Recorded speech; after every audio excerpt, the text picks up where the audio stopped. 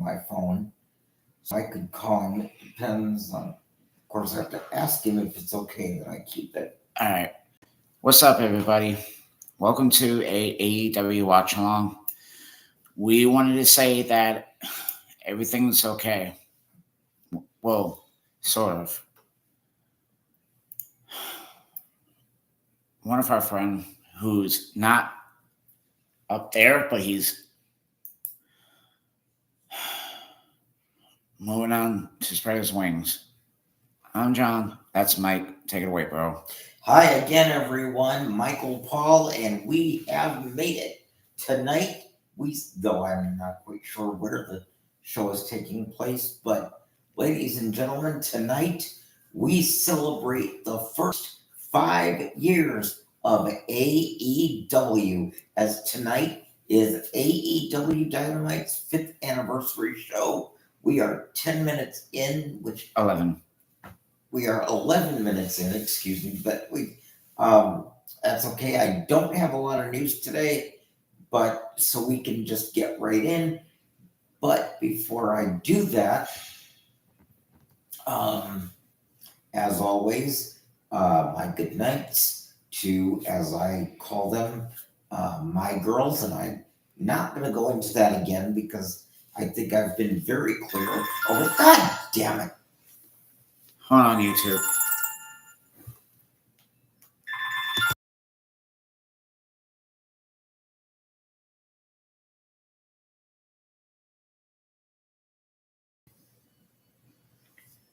Okay, never mind.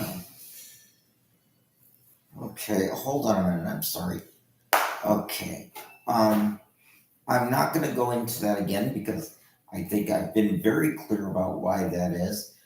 But at any rate, as I always say, to my girls, Christy, Crystal, Megan, and Amanda, Mackenzie, Noah, and Caitlin, thank you all so much. You have been nothing but wonderful to me from day one. I know that every now and then there's been some things that have been misunderstandings, but as I always say, yesterday is history, tomorrow is a mystery, the present is a gift. Let me repeat that last part one more time. The present is a gift, and that's where we are going to stay focused, the present. So with that, wait a minute. I know where they're live tonight, Michael. Where is that? In my grandmother's hometown. Grandma, if you're hearing and watching this, AEW is live back at your hometown in Pittsburgh, Pennsylvania. Okay, we're in Pittsburgh. But so again, Christy, Crystal, Megan, Amanda, Mackenzie, Noah, Caitlin, thank you so much. And Mackenzie, hey, Big Mac, gotta tell you before I forget, before it gets too late. I know it's early, but a very happy birthday to you, and also Crystal, because your birthday actually comes before hers. A very happy birthday to you, also, sweetie, and to Mackenzie, Crystal, a very happy birthday to both of you, and Christy, Megan, Amanda, Noah, and Caitlin. Love you all, and you've been wonderful. You've been a blessing in my life, and thank you so much for being part of it. Okay, and we'll see you all tomorrow. Sweet dreams. Okay, enough of my rambling. I don't mean to do that. Megan's coming to your birthday party. She told me today in the warehouse. Well, of course she is, son. But I don't know about half of Mackenzie's house. But I think that Tim and Noah might be showing up along with me or someone who's coming. What? That's what Mackenzie told me. Do you even realize what you just said? Mackenzie told me in the warehouse today that half of her housemates might be coming to your birthday party. Half of her housemates? Yes. Okay. How many does she have? Well, there's in total 9. Okay, So out of 9, 6 of them may be coming. Okay. Probably the same with Izzy because he has like 8 or 9 people in his house too. Okay, so out of 9 people, 6 people from his house, 6 from her house. Is that what the bottom line is here? Good, thanks. See, glad we cleared that up. Anyway, we are 15 minutes in. I don't mean to ramble, but Let's get on with the AEW. Thank you for hanging out with us. And Mike's going to tell you something else that after AEW and SmackDown, we will be no longer broadcasting any WWE until yeah, John April, Cena. Can you let me, because you don't explain well, okay? Yes, Friday will be my last broadcast. The one exception I will make is Sunday night, April 20th, night 2 of WrestleMania 41. And that will be more than likely the night of John Cena's final match, the night John Cena steps into the ring for the very last time. No opponent's been named, but even then, I won't be with you for all of WrestleMania, only night 2 and that match, because it is John Cena's last. So I'm making an exception for that night. At any rate, we're 15 minutes in. 16. Fine. 16 minutes in. We're in Pittsburgh. Let's go to Dynamite. Thank you for being with us. Happy 5-year anniversary, AEW. And I heard that Sean Benjamin and Bob Lashley might be showing up tonight on AEW. Shut the fuck up. I'm not lying. Shut the fuck up. Ain't lying, bro. Yeah. What's up? Huh? You can do it now. Mopping? Okay. Mike, I'll be right back. I gotta finish mopping the house. Well, Just like the living room and that's it. okay, sure. Sorry, YouTube. I'll be right back after these commercial break. Stylists for personalized tips and get a personal color analysis. Plus, enjoy free giveaways like engraved lipstick and denim totes while supplies last. Visit WalmartStyleTour.com to find a tour stop near you and find all the things you love today. This is People Every Day. Coming up, I hope people see the hope for something new. Facebook COO Sheryl Sandberg shares the truth about dating after losing your spouse. This in the wake of negative comments Amanda Kloots received for starting to move on after losing husband Nick Cordero. Plus, J-Lo and Ben are Instagram official, and Flipper Flops Christina Hawk and Terra Musa are officially at odds. It's July 26th. Hi guys, welcome back to People Every Day. I'm your host Janine Rubenstein, and it is Monday. I'm feeling a little nostalgic today because I'm moving very soon, switching coasts. You did what? What are you talking about?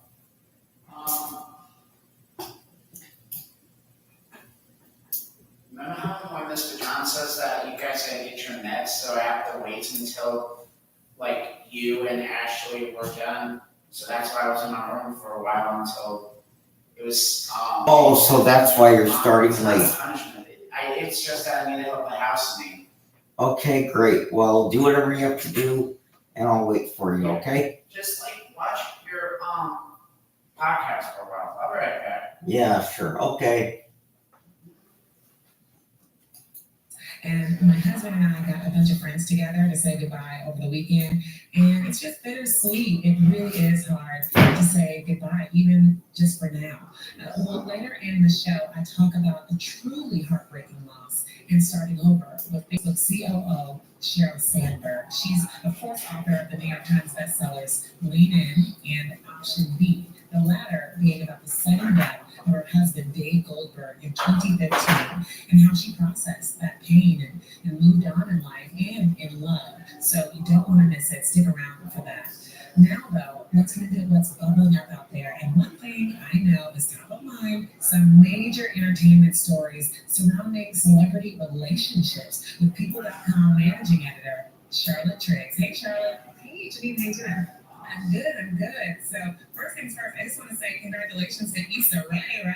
I know. Oh my gosh, I love the wedding pictures. They're so pretty, and she just looks really happy. And it's just, I love all these weddings. There's so many weddings happening all of a sudden. I know. Everybody's just so happy that they're sharing the pictures. You know what I mean? That doesn't always happen. Sometimes people like to keep a tight lid on it, but I love the pictures. I know, it was such good news to wake up to. She looks glorious in Vera Wang, and then you get to see her in her bow. She's very private, so she doesn't really put her relationships out there. But we got a peek at the bridesmaids and all that. So just kudos to her, happy for it, and I am excited for the next season, Insecure.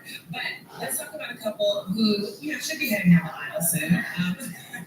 Jennifer Lopez and Ben Affleck. They are Instagram official. It has happened. And it looks like they're having the best time celebrating JLo's birthday in Saint-Tropez. So let's dissect these details. What did they get into? Yeah, oh my god, they are living their best life, seriously. Like on a yacht in Saint-Tropez. It's all happening again. You remember like the caressing of her butt on the yacht, like Yes. happening again. She has a framed photograph of them from the first go around on the yacht. It's in the background of some of their pictures. They're kissing, they're like going to the clubs together. A framed photo from 17 years ago when they were first dating / engaged has now made its way onto a 2021 yacht. I just have to really respect that. Somebody definitely put that in their luggage and then unpacked it and put it up on the mantle of the yacht. You know what I mean? Like, a lot of planning had to go into that. And I think that right there tells you how serious they really are. Oh my goodness. So we can't let this story go without talking about A-Rod, who happens to also be in Saint-Tropez. Yes. Of all the places, of all the, your clubbing hot spots, it's like not Ibiza, not like Capri or anything. No, he's also in Saint-Tropez, another yacht, celebrating his birthday, which is only a couple days later from hers. And he's, there were photographs of him before the weekend with, a whole slew of bikini-clad ladies. Mhm. Yeah, so he's definitely having fun. From what we understand from sources, he's trying to enjoy his summer and celebrate the sale of the Minnesota Timberwolves, actually. Oh, okay. Well, there we go. So It's a business trip. Yes. I just wonder who, because they were together for so long, like who in her circle is he still in contact with? It's like, yeah, she's going to be in Saint-Tropez. You want to make her move, The Saint-Tropez thing is just too much of a coincidence because it's like a pretty small scene. You know what I mean? It's a small little. I wish I did. I can imagine. I mean, I just feel like they're destined to run into one another. And also, it really makes me wonder if, maybe they were going to both celebrate their birthdays there. Oh, it was already planned and they couldn't cancel because, United Airlines is not letting them. Right? None of those excuses don't add up when you're that person. It's just fun to think. And then it's like, neither one of them is going to go to a different beach because they're. Yeah, I'm not going to San Jose. Well, I'm not going to San Jose. I love this. It's good. It's just too good. Just happy for them. But I want to shift over to the next couple that is not doing so well. And this is bubbling up all over again. They've been split for a while now, right? So Christina Hauck and Tarek El Moussa, who are from Flip or Flop, one of my favorite HGTV shows. And the fact that they continued working together after divorcing years ago was something I was always really impressed by. They were like, the marriage didn't work out, but we were going to, keep this brand going. So Charlotte, Tarek is in the news today because Heather Ray Young posted on Instagram yesterday, marking 1 year since they've been engaged. But I feel like we need to go back to earlier this month when he allegedly blew up at his ex-wife, at Christina, on the set of their show. So what do we know about the fight? Well, yes, there was a fight on the set. He basically went off on her and told her a lot of really rude things. He told her that she was a, quote, washed up loser, and, quote, made her, and, basically was like, I'm the boss of this production, I made you. You know what I mean? Like, all that's just really pathetic. And said that he's winning because his girlfriend, or fiance rather, is hotter and richer than her, and that she's losing because she has already she's been remarried and already split. By the way, she's got a boyfriend, again, a new boyfriend. But apparently all of this was triggered by that post that she shared where she described smoking psychedelic toad venom. Do you remember that? Yes, we talked about that she, reached a level of enlightenment and it made her realize yeah, she said that it quote reset her brain, and it made her realize that this new boyfriend that she's with is the man for her, and that like she called him her ride or die and all this stuff. Basically it made her very secure in her decision making and whatever. But it did not go over well with her ex-husband. They share 2 kids. There's no indication that she did this thing to Tobin anywhere other than a safe space where there would have been like, people supervising to make sure that it was secure. But he said afterwards during this fight, he allegedly called her quote crazy for doing stuff like that and said that she was desperate for attention. So just really pulling out all the stuff. Afterwards, they did say, a source close to Tarek said that he was very remorseful for what he said. I sure hope so. It was pretty mean. Seriously, and this honestly harkens. It didn't take me a long time. I just had I haven't even shifted over to the music team yet, but finish they're knocking up the kitchen. Okay, so let's try this again. We are in Pittsburgh. We are now 26 minutes in. Thank you for joining us. Let's go to AEW Dynamite, and thank you for watching. With Nigel Excalibur and Tony Schiavone. without Taz. We I know celebrate 5 years of AEW Dynamite tonight. Not only for tonight, for the past 5 years of AEW Dynamite, but we are kicking things off here hot tonight with one of the most highly anticipated matches.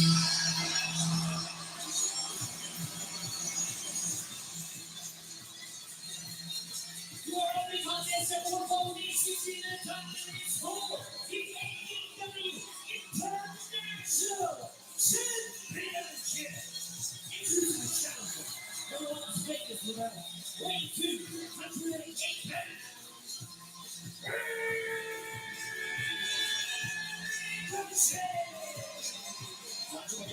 You were in the ring in London, England, when this man Ricochet made his AEW debut. He's an athlete quite like any other. Former United States and Intercontinental Champion.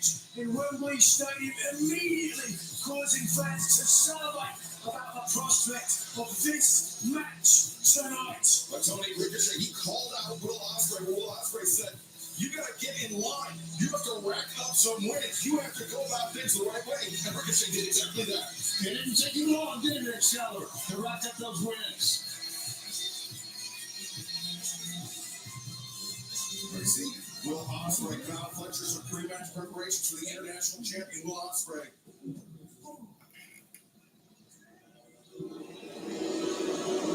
We're gonna talk about last week, buddy. Nothing much right now, John. Oh, listen. Best of luck. Kyle and I gotta get out here at the airport anyway. All right? Good luck, buddy. Kyle, let's go. We got a flight to catch, Bob. Good luck. How about that? As soon as he gets ready to walk out, Don Callis says, "We're gonna talk about last week. What's wrong with you?"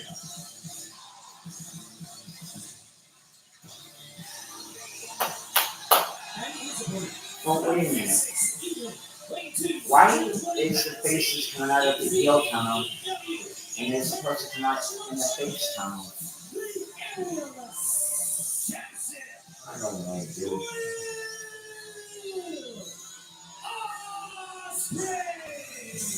Tony, speaking of last week, let's take a look. Yeah, never mind. It's just Let's challenge Matthew and Nicholas Jackson, the AEW World Tag Team Championship. happy 5th year anniversary to AEW from 2019. That retained the titles for Matthew and Nicholas Jackson that ended the Tag Team Championship hopes of Ospreay and Fletcher. Now, that was certainly the final nail in the coffin, but you could certainly make an argument that Ospreay hadn't stopped Carl Fletcher from using the screwdriver. He might have another title belt around his waist or over his shoulder right now. I think Ospreay's going to take some of the blame. Well, if they do it the Don Callis way, you may be right, but I don't think many of us here at this table, with the exception of one of us, agree with the Don Callis way. Well, that's 33%. That's a good percentage in my book. You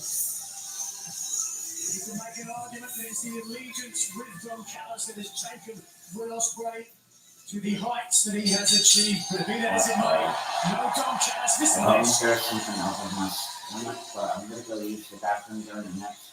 It's not the first time that Will Ospreay and Ricochet have shared a ring. Nearly 2 Oh, dozen thank times in various matches, but 9 times in singles matches. Will Ospreay holds a 5-4 lead over Ricochet. But this is the first time they've met in AEW. What a way to kick off 5 years of Dynamite live here tonight on TBS. And what a day it has been for us here in All Elite Wrestling. The announcement, of course, that we are going to be on TBS and TNT for many, many years. And not only that, be streaming on Max as well. That was announced today. Yeah, starting next year, Tony. Very exciting times here in AEW. Oh, yeah. Ospreay swinging Simon on Jackson, Ricochet. 25 in January. Ospreay. AEW is going to go on Will Max. Ospreay, the champion. Really? Yeah. And Ospreay double leg trip goes to the jackknife pin. Bridge up. These two men. I didn't even want to tell you at the warehouse, but I wanted to. And Nigel, I may have They misspoken. I wanted said to tell Ricochet you and now quite like any other, but Will Ospreay. because they'll be surprised to see why the Royal Rumble's not coming in until February 1st. Certainly in the conversation. Yeah. Arguably the most February, exciting Michael, professional February. wrestler in the world today. Oh, right.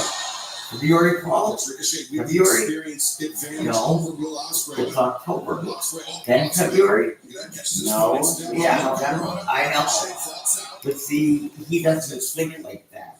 goes back to He's a Harrison. Now sweet, Ospreay on his innocent feet. little guy. I know. Sometimes, So evenly matched. That's why it's hard to get mad at. wow. We could rewind that for a minute because we just missed like the best aerial moves that they did. Right there. Like any other, but Will Ospreay, maybe the athlete most closely resembled Ricochet. Certainly in the So conversation. we can see. Arguably the most exciting professional wrestler in the world today. Of course, Ricochet with the experience advantage over Will Ospreay. But Ospreay, look at that, catches his foot and step up, work on Rana. Now watch this. Wait for it. Finds his footing, goes back to Harris, and now Ospreay on his feet. These two men so evenly matched, and Wow. Look at that. They're doing gymnastics. Isn't that cute? Yeah. The only thing missing is the jungle gym.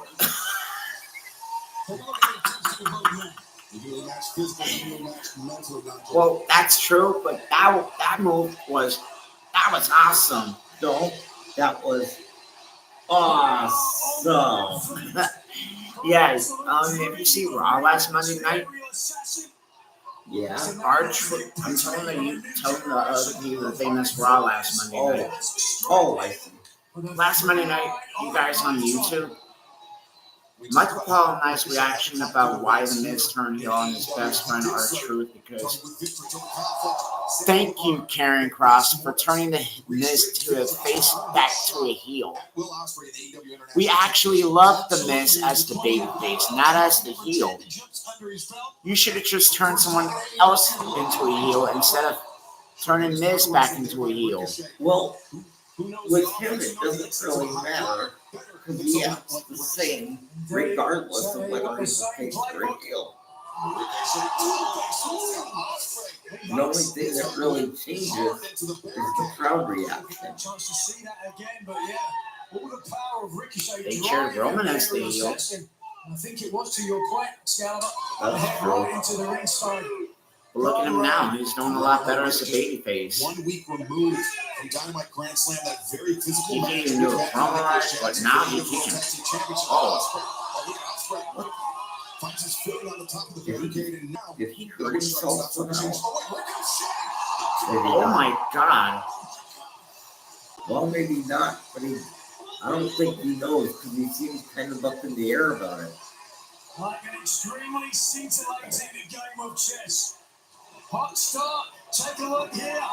Driving yet Ospreay into the, and that perhaps gave Ricochet the opportunity to attack. You know what I thought he was going for? What's that? On the barricade, Ricochet taking advantage. A Stalling senton there by Ricochet, rolls through. There was also a moment of indecision. You're right about hitting his head, and maybe he was a little bit. You know how they usually do that backflip? Up on the top of that Yeah. safety rail that Like cost. the Spanish Angel? Will Ospreay. Right. Ricochet, chance to recover, chance to formulate a game plan. Who are you going for this match? I don't know. 50-50 split.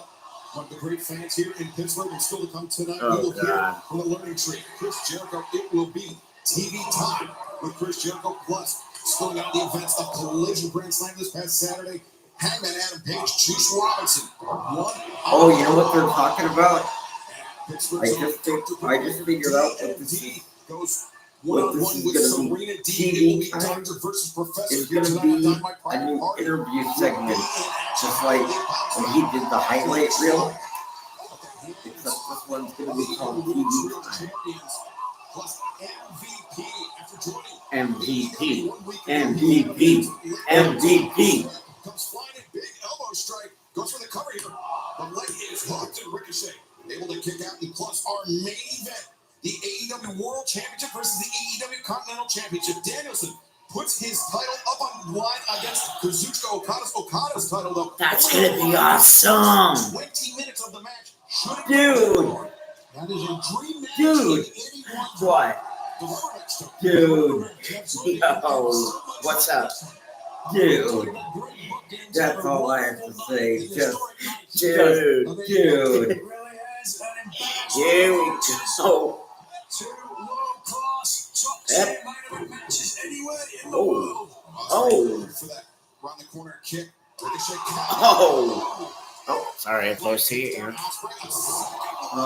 Hey, Yes. the only thing is because we started this late, I can't remember if they said anything about the surprise guest or not. That's true.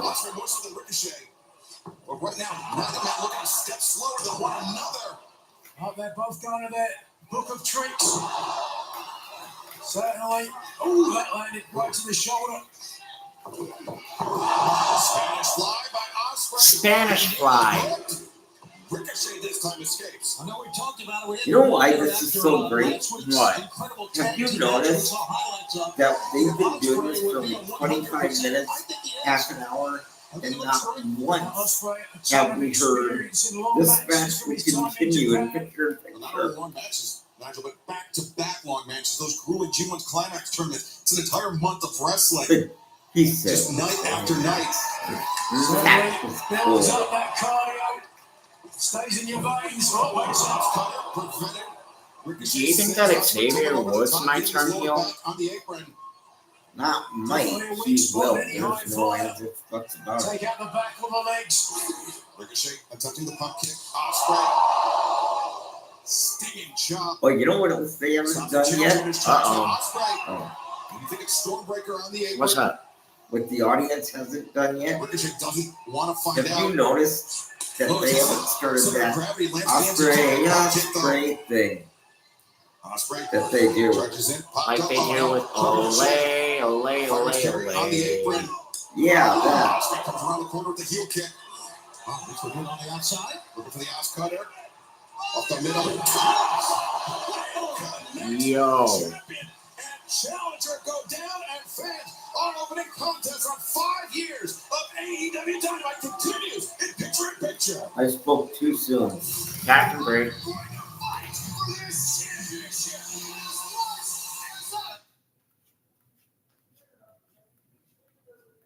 Be right back, Michael. Uh-huh.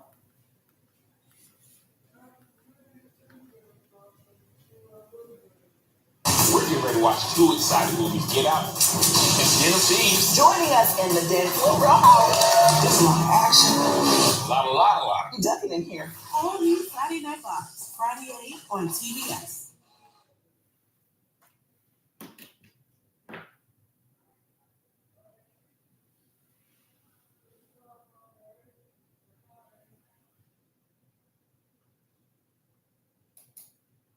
That happened before their divorce, where he was chasing her around. I think there was a gun involved outside He the ran. house. So you remember he hopped the fence and he ran off into a national park land or whatever with a gun, and then a SWAT team had to attend to the scene or whatever. Chaos. Yeah, just total chaos. And like, I think that the assumption was that maybe he was suicidal or acting erratic or whatever, but they explained it as that he took a gun with him for protection in case he ran into like wildlife. It was all really weird. Yeah. Didn't But take that out. definitely some just anger there.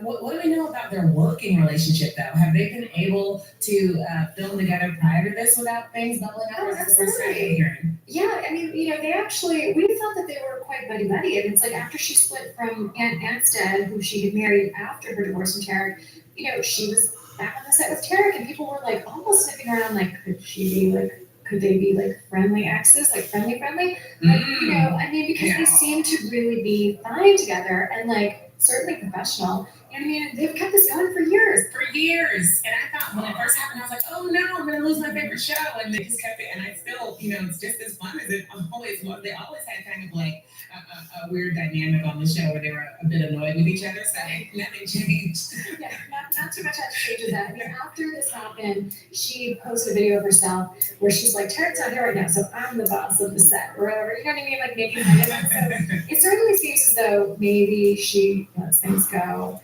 And I feel like I guess you'd have to keep going on in a production after a fight like that. Seriously. Well, wishing them the best and that, he learns to not say anything that someone that he doesn't want to say be said to him. We'll put that out there, Tarek. But lastly, can we talk about Amanda Kloots?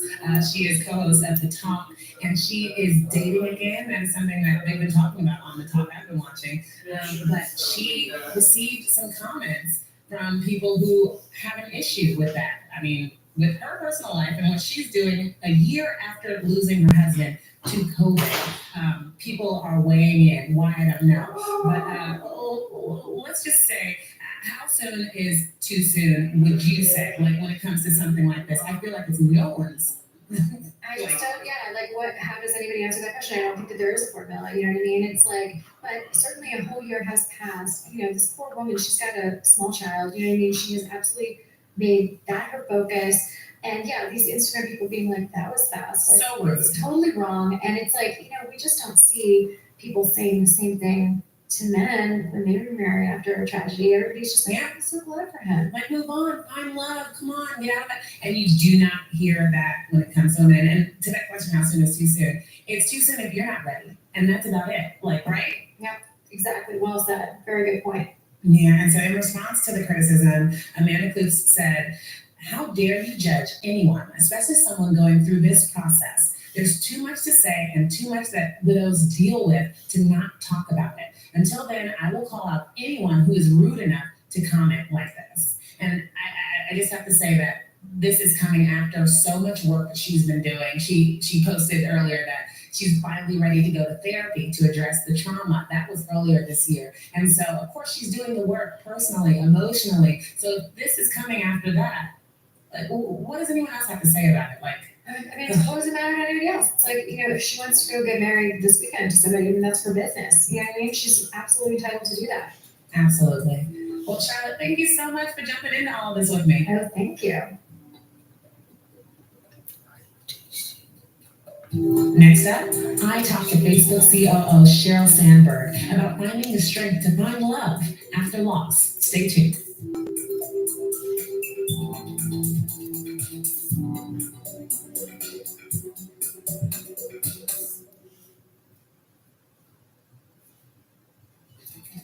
This episode is brought to you by Walmart. Attention fashion lovers, the Walmart Style Tour is traveling across America with a mobile pop-up showcasing the latest women's fashion trends to discover, try, and love this fall. Meet one-on-one with professional stylists for personalized tips and get a personal color analysis. Plus, enjoy free giveaways like engraved lipstick and denim totes while supplies last. Visit WalmartStyleTour.com to find a tour stop near you and find all the things you love today. Most tax pros, leave a message. It's Jane. I'm moving on to a TurboTax expert who beat your price. Adam Devine, tell them how I feel. Tax pros, you can think it twice. Just believe TurboTax will beat your price. This is the tax day. Switch to a TurboTax Live expert and we'll beat what you paid your pro last tax season. Make the switch at TurboTax.com/beatyourprice. TurboTax full service only. Sign up by 12/20/2024 and file by 4/1/2025. Full details at TurboTax.com/beatyourprice.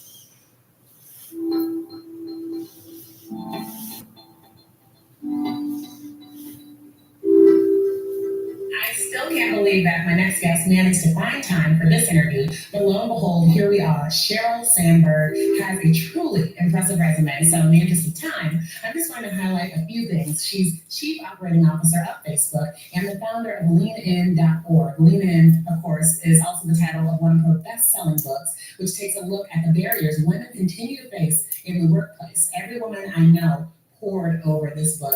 And then in the wake of the sudden and horrific loss of her husband, Dave Goldberg, in 2015, she wrote the book Option B, Facing Adversity, Building Resilience, and Finding Joy, which talks about the grief that she went through and just losing a loved one and what that means. So Sheryl is also the mother of 2 children, and she has made the time today to talk to me. Thank you so much for being here. Thank you for having me. This is a topic I really care about. Yeah, so I mean, we're going to get right into it. Earlier in the show, we talked to our listeners about some of the comments that Amanda Kloots has been receiving. She's, of course, co-host of The Talk, and she lost her husband, Nick Cordero, last year to COVID-19, and she revealed that she's officially started dating again. And so I want to go to what you guys spoke about earlier this year on Instagram Live as a part of Mental Health Awareness Month. And you said something so poignant about having to join this club that nobody wants to be in. So first, let's just listen to a little bit of that. I remember after my husband passed, I was at a kid's soccer game, and there was one friend whose mother had lost her husband. And she was sitting on the side of the chair, and there was an empty chair, and I knew that chair was for me. And I went and sat down, and there was this, woman 20 years older than I was, 30 years older than I was. I had more in common with her than people I've known for decades, because we joined a club. It's a club neither one of us want to be in. So can you talk a little just about what you wish people knew before they're commenting and saying things? What do you wish people knew about what it's like to lose a partner? Yeah, I mean, I do remember that. And I've talked to Amanda because we're in a club, and it is a terrible club to be in. But look, when you lose someone you love, you consider the love of your life, you lose someone who's the father of your children, it is completely devastating, and it's devastating on so many levels. But one of the things that I think is part of it for all of us is that we feel like we're going to be alone forever. When you get married, when you make a commitment to a partner, you look out into the future and you think you're going to be with that person, and then when that person is taken from you, whether it's long and slow or suddenly, that fear goes on. I remember sitting in my kitchen where Dave and I used to play Scrabble, and feeling like I was going to get an empty chair that was his, feeling like that chair would be empty for the rest of my life. And I remember the topic of dating is very hard. I remember there was an email that my brother sent to my sister and my parents, and he did not realize I was on it. And it's sad. It was, months after Dave died. It's time for us to talk to Sheryl about dating. She needs to know she's not going to be alone forever, and she needs to know it's okay. And I was on the email. And I realized the love he had. My brother was the first person. He sat me down. He said, if you were a man, you would start dating now. And I did start dating for a while after that. But that permission from my brother, and importantly and really beautiful, from Dave's mother. When I cleaned out Dave's closet, Dave's brother Rob and his mother were there. It was a few months after Dave died. And she had lost her husband, Dave's father. And I looked at her and I said, Paula, I cannot believe you were doing this for a second time. How can you do this? How are you okay?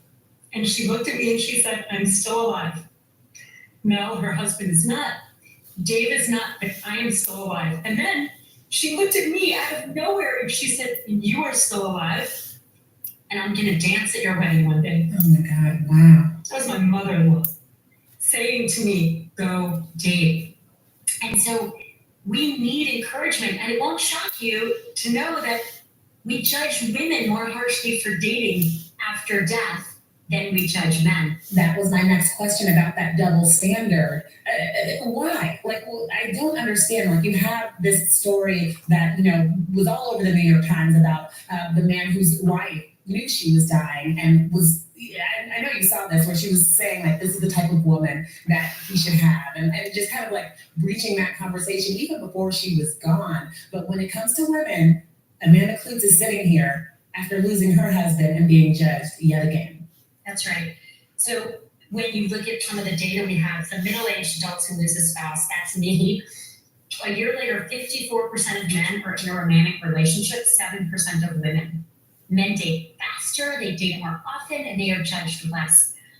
Oh my God, why a double standard? I mean, this is my life's work, other than Facebook, is to understand that and change that. And, you know, we have a long way to go. It's not working that well. We think women should be caregivers. Look at some of the traditions around the world. There used to be traditions where women were married to the brother, traditions where women were set on fire. And, you know, in the modern day world, we need to understand that you honor someone by loving them when they are alive. Yeah. And then when they are gone, you honor someone by picking up the pieces of your life. Dave and I never had the conversation that I know Jason, it's Amy and Jason who, the article in the New York Times that went viral, and it was called, I believe, Maybe You Should Marry My Husband. Yeah. But I think so many people who saw my story and read my book, I encourage people in that book, have the conversation with your spouse, have the conversation with your girlfriend, your boyfriend, so that if something happens, that person has the permission they need. Wow. And you said you guys didn't have that conversation. And was it that email from your brother that gave you the courage to even think that way, or were you there yet? I wasn't there, but it was comforting. I mean, once someone dies, you can look out into the future and you can see nothing and emptiness and being alone, which is a choice some people are fine with, not the choice I had made. I had wanted to be married to Dave. Or you can see the hope for something new. I hope people see the hope for something new. When I have friends and family who lose spouses, I'm always right now the first person to bring it up. And I bring it up early. And I say, you may not be ready to talk about this, but please know that if you want to find love again, you can and you will, and you should. And you absolutely should. How much did being a mom factor in for you? Because I know that's something that comes up where, you know, it's feeling like, how do I go there in terms of my kids and explaining to them what's going on and what's happening. Was that at all a hurdle for you? You know, it's interesting. I've had this conversation actually recently with my children. I mean, what you my son didn't engage on this topic, but my daughter, she's 7 like that.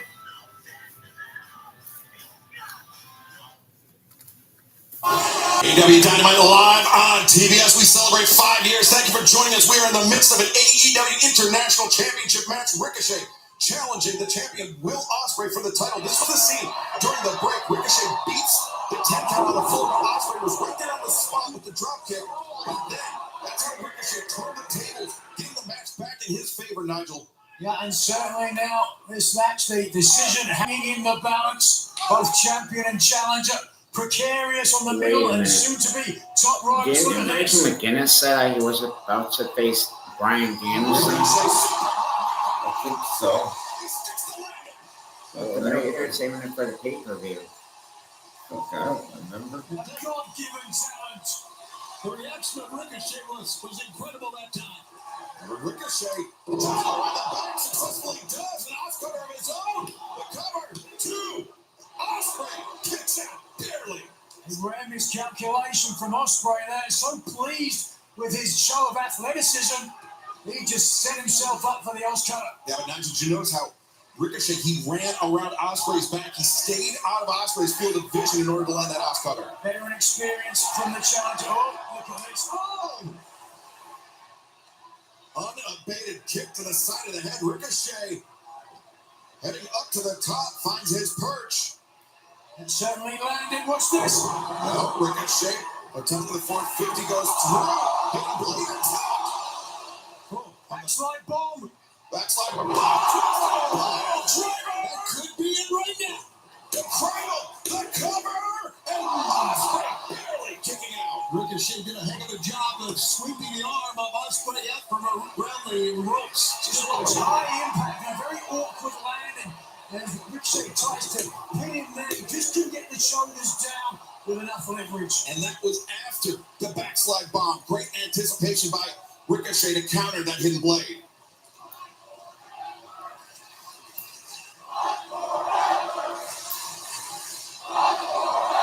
What a great opening match on just a wonderful night.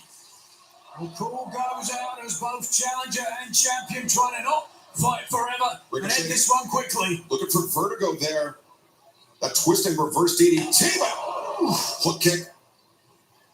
Connects by Ricochet. Northern Lights suplex locomotion style, perhaps. No, Ricochet. Millionaire Ricochet may be out. An incredible counter move. Here comes the attempt at the hidden blade again, Excalibur. That's typically what that gesture means. Ricochet, no, quick counter. Now, Ospreay. Looking for Styles. Finds it. Getting predicament. 1, 2. Ricochet kicking out. Strong legs got him out of that. He just pushed out with his legs and pushed Ospreay over. Ospreay back on the box. Oscar. Has he done it? Ospreay. No, Ricochet. Still alive in this AEW International Championship match. Wow, Ricochet and Will Ospreay going all in here tonight. And fans, DC Comics goes all in with epic stories across the DC universe and all new absolute versions of Batman, Wonder Woman, and Superman. Head to your local comic book shop for exclusive AEW origin stories inside the pages of DC Comics all month long. Both champion and challenger acting like superheroes in this match, refusing to die. The elbow pad is off. This is usually the precursor to that hidden blade. Ricochet is in position. Look at that.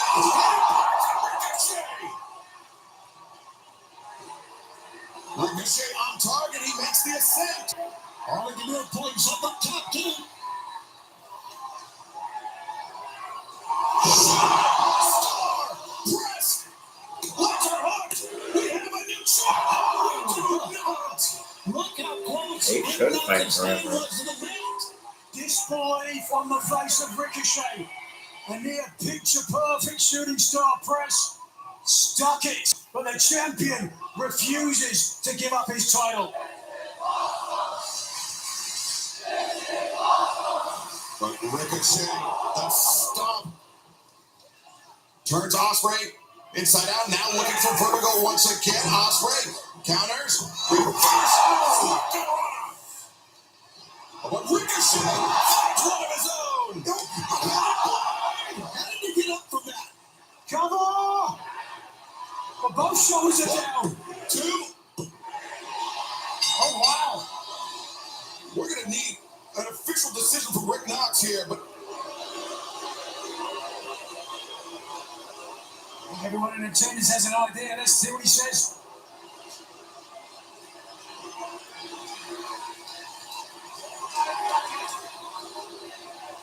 well, I think Justin Roberts getting the explanation from Rick Knox.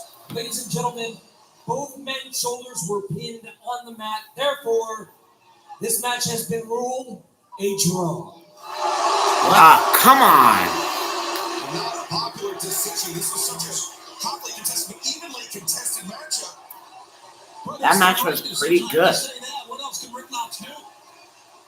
So the official, no other choice. But hold on a second. What's Ricochet saying? I think Ricochet and Ospreay, they want to run it back. They want the match to be restarted. I think Pittsburgh wants the match to be restarted. I think everyone wants the match to be restarted. You can see it. You can hear it. Ladies and gentlemen, may I have your attention, please? I was just informed by Tony Khan that this match will continue. That's what I'm talking about. Really, you were just informed by Tony Khan, and Tony Khan's not even there. How is that possible? He could message him. Huh? He could message him on the phone. Oh, yeah. They're giving each other their best maneuvers. Now it really comes down to ego, to pride, to who wants it in their heart the most. Oh, Ospreay counters. Both men chopping down the kicks. Both men looking for roundhouse kicks. Both men connecting and boom! There it was! Konosuke Takeshita. I thought they were leaving for the airport. Well, they were. But Takeshita, I guess he stayed behind. Stayed behind. For this. Takeshita the knee wipes out Ospreay. Is he acting under Don Callis' orders? Or what do you think?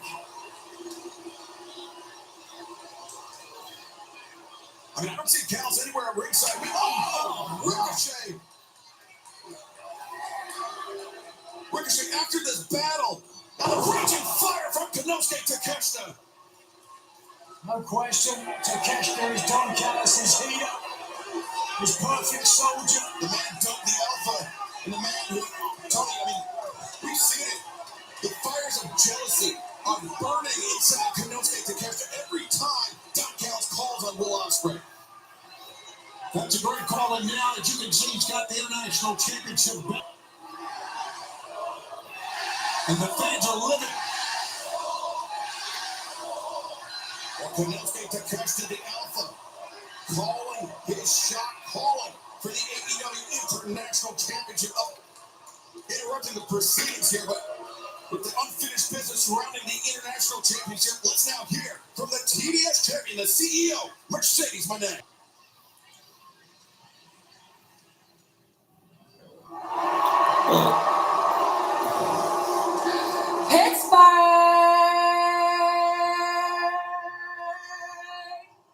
Please say hello to your CEO.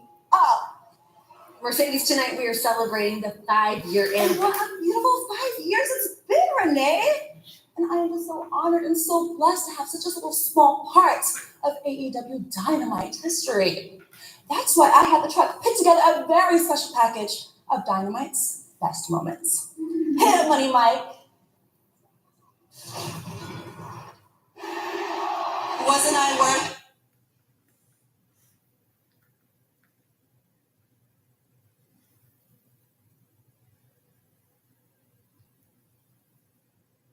Mercedes Moné remains perfect. There's a price to pay when you mess with money. Wasn't that amazing? Wasn't that beautiful? Didn't you love that, Renee? AEW's best moments, it's all about me. Because AEW is where the money resides. And AEW's future is so bright. Because money changes everything. Yes, it does. And I absolutely love big business. So please, take my card. Perhaps we should talk. Excuse me.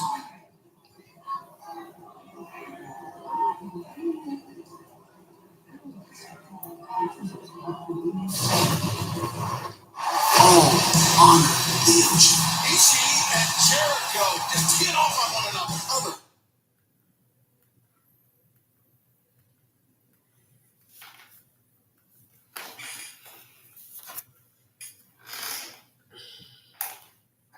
Now, if they restarted the match and then Takeshita ran in, and he attacked Will? Wouldn't that mean that Ricochet would win by DQ? Yeah. But Will keeps the title? Mm-hmm.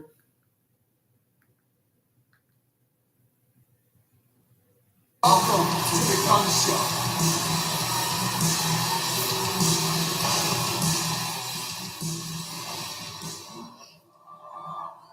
Austin, Colton, tonight Juice Robinson is taking on Hangman Adam Page. We saw what happened last week. Hangman tried to literally hang Juice. What are we expecting? from Juice? Renee!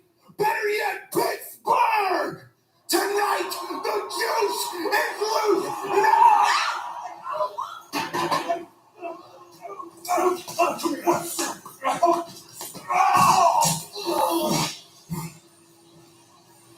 What was that, like a kitchen or a garage? Kitchen. Well, a completely unhinged Hangman Adam Page trying to even the odds ahead of his match with Juice Robinson still to come tonight. Hangman taking out Colton and Austin Gunn. And 5 years of AEW Dynamite. But remember, as the learning tree always says, it's not about the destination, it's about who we become as people along the way. And I think we can all agree that over the past 1,825 days, we have all become better people. And that is thanks to one man. The learning tree, Chris Jericho. I think what we were trying to say is that Hangman Adam Page is a lunatic. Yeah, he's unhinged, gone off. You know when he raises his voice like that, he sounds like Adam Copeland. Somebody that's gone off the diving board into the deep end. Now, this past Saturday, Chris Jericho, he picked up a crucial victory over the Ring of Honor World Champion Mark Briscoe. You understand, coming up this Friday night on Rampage, it will be Big Bill and Brian King taking on Kyle O'Reilly and Orange Cassidy with Chris Jericho joining us here at the desk on commentary.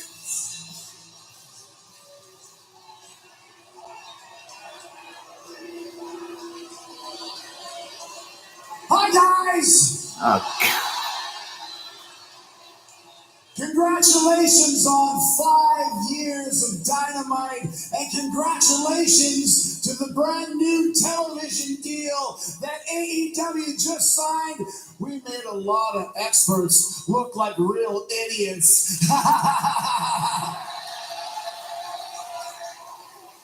But there wouldn't even be a new TV deal or an AEW if it wasn't for Chris Jericho. It's true. So you can thank me for that. Thank you, Chris. Thank you, Chris. Say it with me, damn it.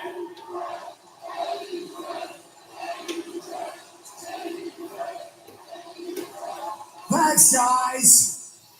But not only is the 5th anniversary of Dynamite today, it's also the 34th anniversary of my pro wrestling debut. And to think I've gone from Ponoka, Alberta, Canada, to right here in Philadelphia, Pennsylvania. Pittsburgh, you idiot. Sorry. Pittsburgh, Pennsylvania, as an 8-time champion is such an unbelievable feeling. And right now, at this stage of my career, I thought I wasn't as focused on winning championships as I am nurturing the branches of the learning tree, he's happy. mentoring the redwood and the bad apple, and bringing as many young talents into the Jericho vortex as possible, and of course, to get as much TV time as I can. But over the last few weeks, I had an epiphany. First off, I headlined a sold-out Arena Mexico, and then a week later, I beat Mark Briscoe. So now, it's time, I feel, for a new era of Jericho. The Ocho is gone. Time to bring on the Nueve. The who? What? So 9. Mark Briscoe, I'm challenging you to a Ring of Honor world title match at Wrestle Dream. Do you accept 1, Mark? 2, 3, 4, How do you 5, accept Mark 6, Briscoe? 7, 8, 9. Reach for the sky, boy. Oh, we might get an answer. And Wrestle Dream coming up on October 12th. Wow, it's only 10 days out. You know, Mark Briscoe will never back down from a challenge. Hey, what is it? Nigel, that's your assessment. My opinion, I'm entitled to it. Even if I wouldn't say it in front of a man. Mark Briscoe will not back down, Tony. He is courageous, he is proud, but he is as tough as they come. Yes, he is. And he is backed by Orange Cassidy, Kyle O'Reilly, and Rocky Romero, the conglomeration.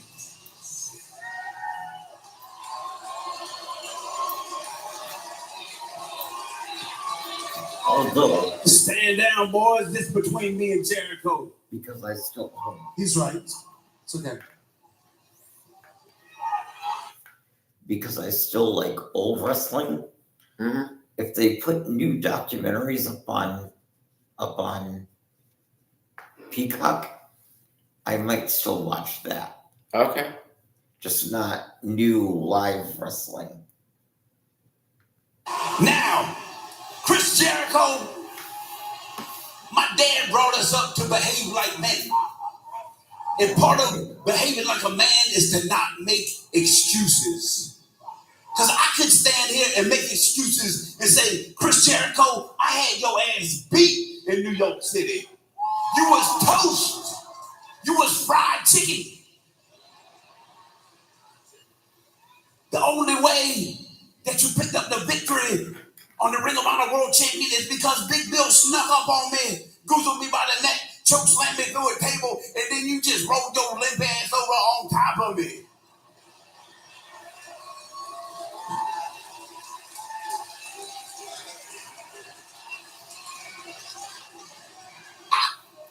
I could say that, but I ain't gonna make that excuse because it was Tornado Tag Team action. That choke slam was just as legal as a wrist lock. And you pinned me in New York City, 1, 2, 3 in the middle of the ring. And you know what else? Behaving like a man entails. That's calling it like it is. Calling a spade a spade. And here we are on your 34th anniversary. And Chris Jericho, I'm going to call Chris Jericho what he is. Chris, by God, Jericho. For the last 4 decades, this man has been one of the most influential, one of the finest professional wrestlers on the planet.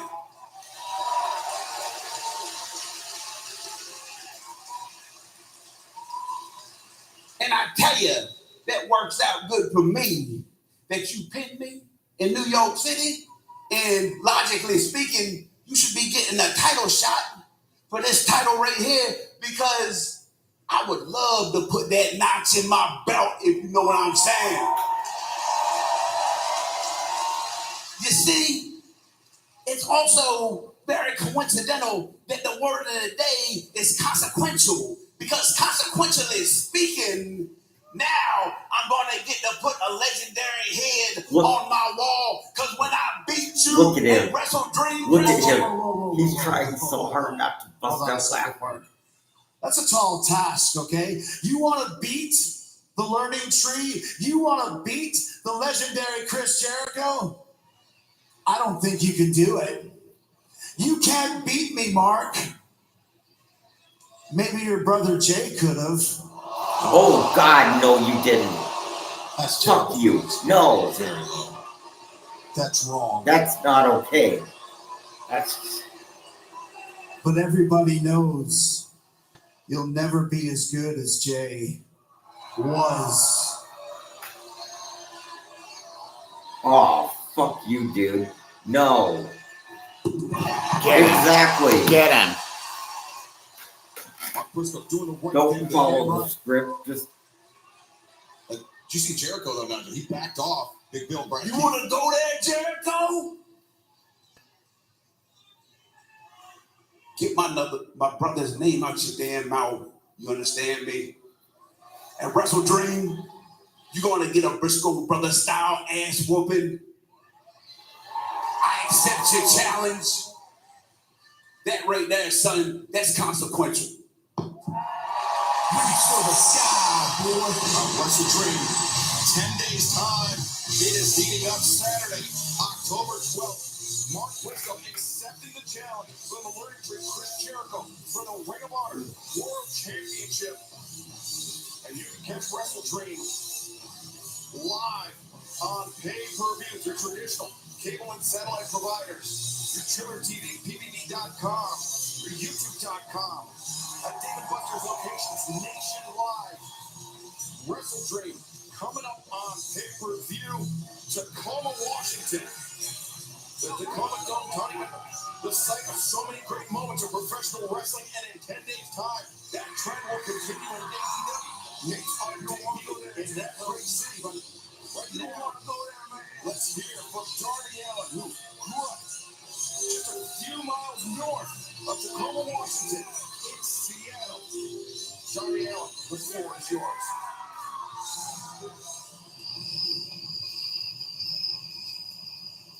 I was 19 years old. I used to ride this Metro bus, the 150.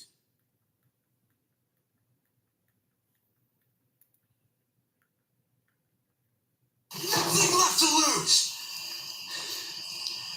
Looked October 12th, Wrestle Dream Open Challenge. Start clock. All right, Nigel, an open challenge, a very dangerous proposition. You never know who's going to step up. It could be absolutely anyone involved with Darby Allin. I'm prepared for another night fight. This next match is a ball with a 20-minute time limit. Approaching the ring from Aaron Springs, Virginia. Weighing to 129 pounds. Hangman Adam Page. Well, this past Saturday at Collision Grand Slam, Hangman Adam Page defeated Jeff Jarrett in a lumberjack strap match. It was brutal. Hangman wants his own. As we saw earlier, Hangman attempting to even the odds before the match begins, taking out Coleman and Austin Gunn. He wants his pound of flesh. Yeah, He wants no one to get in the way. Will he try to even the odds, or is he just out of control? I mean, he's just a maniac. Oh, he has been around for a while. Oh wait, no. This is different. I thought it was Jay White. And you know that Juice Robinson's theme sounds like Big Daddy Cold Diesel's a little with the harmonica at the beginning? You know what it sounds like too? What? The theme for Roseanne, remember? Oh yeah. That's how that started too. I mean, it's not Roseanne anymore, the comic thing. He is at a different place, and it's a very dangerous place for anybody. Juice with that leather strap from this past Saturday in New York. And the match hasn't begun yet. Oh, you know what happened the last time he did that to Adam Page? I was Juice Robinson, I wouldn't have done it again. Now, Juice, that strap wrapped around the left hand. Shot to the midsection. And oh my God, he's threatening the referee, Albert Edwards. You see Hangman still bearing the marks from those straps in that lumberjack strap match, Nigel. I mean, that Saddam Singh landed on Hangman Adam Page. It's just unforgettable. Yeah, and the fact that Adam Page still standing and still fighting today tells you how tough this man is. He is an absolute. I don't think he's got any juice left. Some of the I can only imagine what would happen if he were milked. What if he was called Lava Robertson? I know. Does not care, obviously, about a sanctioned winner-loss against Juice Robinson. He wants revenge. He wants punishment here. Adam Page has had a chip on his shoulder for a long time. We will not easily forget this brutal, bloody rivalry with Swerve Strickland that arguably Hangman Adam Page came out on top of. And that's where this all stems from. Is Hangman Adam Page was bloody. He was battered by Swerve. Now Hangman looking for a pile down, but Juice runs and killers onto the cement here in Pittsburgh. Yeah, good thing Juice did that. I'm not so sure if Juice hit that table with a pile driver. He could have even made it back to the ring or to the ring first time. And here we go, up the stands. That's Hangman Adam Page, Juice Robinson battling through the stands here in Pittsburgh. It's been a tremendous night on Dynamite tonight, our 5th anniversary, and coming up next Tuesday night, special time. It will be Dynamite Title Tuesday, next Tuesday night, 9/8 Central, right here on TBS. Wait a minute. It will be the last stop before Wrestle Dream coming up on Saturday, October 12th in Tacoma, Washington. Well, man, you get a there good on Tuesday, at those strap marks across. then we may not be on Saturday. Yeah, you know, I talked That's about Dynamite. Hangman was a lunatic. The same can be said of Juice. Oh. Of course, Juice Okay. Robinson as unbridled. I'm thinking of Collision, never mind. But does he have that killer instinct that Hangman Adam Page has? Juice, the headbutt, Hangman staggered by it. I said Hangman is fire. Juice Robinson. Is it fire? Or is it fire? Grab yourself some popcorn, bitch. It's free. Popcorn bucket. You know, we talked about, yeah, Hangman Adam Page Extra attacking butter. Martin Austin Gunn. One thing we haven't touched on yet was the attack earlier today. We touched on it briefly at the beginning of our broadcast. Taz, our broadcast colleague, our color commentator, was attacked by unknown assailants earlier this morning in the parking lot here in Pittsburgh. He was checked out here in Pittsburgh. He was referred back to his doctor in New York City. He's en route back to New York City. We wish Taz all the best. I was texting with him earlier today. He said, very colorfully in his Taz-like fashion, that he said his knee is in very bad shape. So we wish all the best. That's bad news. I hate to see that. Nigel, I'm glad you kind of hopped on plane and got here quickly. We appreciate that. Last minute, got here to cover for Taz, of course. No possible substitution. You know what I like about what we've seen? In the early days of Dynamite and AEW, See, I told you that Dynamite Collision's on Thursday. Juice gave him a beer. Get a mouthful. Yeah, a mouthful of beer. Kind of a different way than he used to. There's no sober October for Hangman Adam Page, but he definitely has the advantage over Juice Robinson. As we stick with this match, a picture-in-picture. Don't go anywhere. October baseball. Well, I'd have to look again, but this week, when I look at the program guide, it still has Collision scheduled for Saturday. I have to look again. We're getting ready to watch Fluid Side when we get out. And Tennessee. Joining us in the den for there's a lot of action. A lot. We ducking in here. All you Friday Night Lights, Friday at 8 on TBS. AEW Dynamite live in Pittsburgh, Pennsylvania. We celebrate 5 years here tonight, and we are in the midst of a wild brawl between Hangman Adam Page and Juice Robinson, spilling out of the events of Collision Grand Slam this past Saturday night. Very evenly contested match, Nigel. Started hard and fast on the outside, but once they got back in the ring, Juice Robinson has attempted to put this one away. This could do it way up there. Robinson superplex, rough landing for both men. That was textbook by Juice Robinson. You know, it's been a great program so far, as we talked about. Bryan Danielson. Let's take a look one more time at those superplex. Right up on the way that Juice Robinson didn't kick his legs Is off the Sarasota top having a wrestling a event? lot further for And Adam Page TNA to is fall. having Bound for Glory on the same day. Really? We're saying Yeah. thank you to the fans, much the way. What day and is you that? said thank you at the end of the October match to Bryan 26th on a Danielson last Saturday. week. I said, what? You said thank you to Bryan Danielson. We all So saw I it. said thank you, but still not to Bryan Danielson. He was trying to break my shoulder. I said thank you to Tony Khan and to professional wrestling for all the experiences that I've A had. little decorum here, but right now, Juice Robinson turning things around on Hangman Adam Page. It was a great match that you lost. You're welcome. We are in the midst of a great match between Juice Robinson and Hangman. Juice, the southpaw, using that left hand very effectively, softening up Hangman with the right jab. And That was funny. Hangman down into the corner. Juice lets that cannonball. Could be poised. Could find it. No, Hangman avoids it. Lying in wait. I guess he ran out of juice. Not moving to the very last second.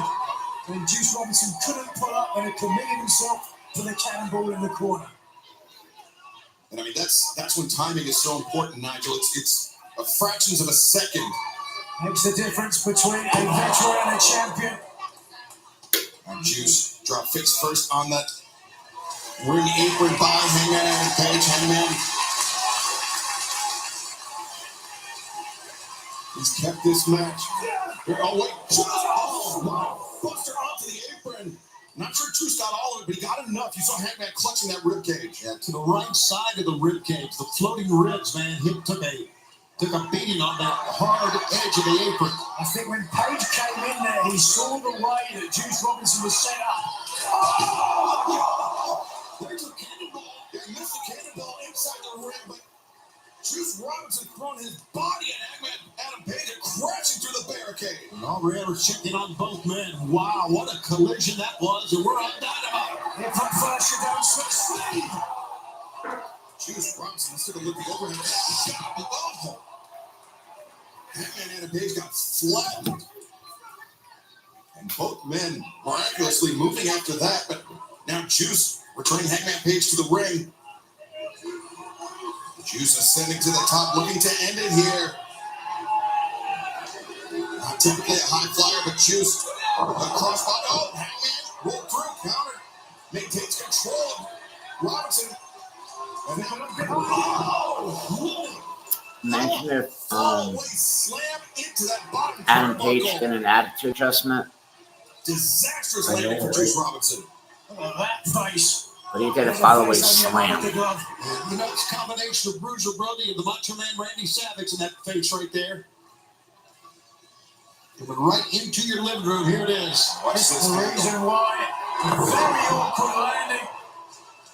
Juice Robinson beside himself right now. Aubrey Edwards checking on Juice Robinson, making sure that he can continue. Hanging at a Page now. Bring Juice up. This is, once again, a very dangerous situation. Anytime you're in the ropes, anytime you're on the apron. Oh, look at this. Hangman could be thinking. Dead eye from the top. Yes, like Avalanche Deadeye Juice.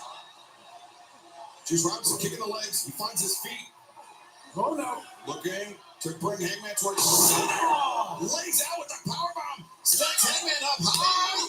And no. Hangman Adam Page gets More like a high cross mixed with the last ride. Juice still didn't get. Juice Robinson after enduring that Samoan drop into the corner. And great perseverance there by Juice Robinson. As Juice now maybe thinking Juice is loose. That sit out DDT, but no. Hangman counters. Deadeye looking for it once again. Juice out the waist lock. That's, The official didn't see it. no. Hangman hit the low blow. Aubrey Edwards didn't see it. But now, Lariat. Hangman and Page. 2, 3. Hangman steals it. Look at this action. Adam Page. Wrong place at the wrong time for the referee. A tough break for Juice Robinson. That's out of the wrong place for Juice Robinson. Look at He this. said he stole it. I don't know about that. Hangman Adam Page had to earn every one of those 3 counts. He earned it, but it was only after the low blow. It was only after the official didn't see it. Had Aubrey Edwards spotted that, it almost certainly would have been an instant disqualification. Gunner would have said, who cares?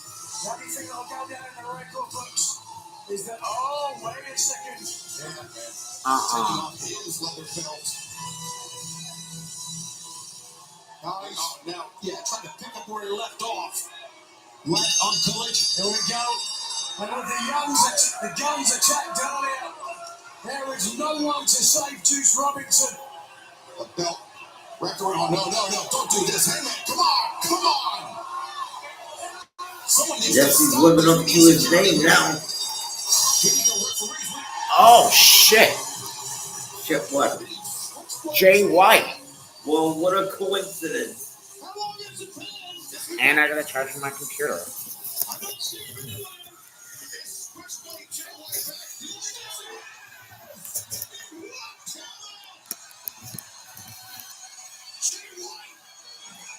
He's in sideline with injury, but now he's back and he's in fight.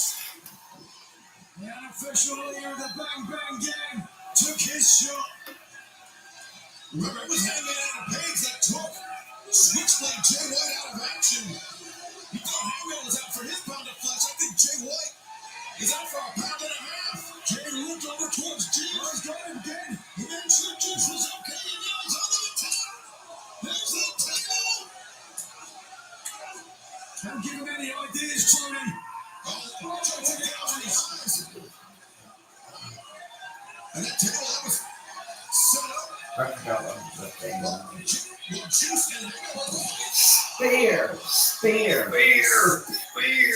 My God, spear. Look at the face of Jay White. The determination, the anger. Good God Almighty, business has just picked up. Good God Almighty, they killed him. As God is my witness, he is broken in half.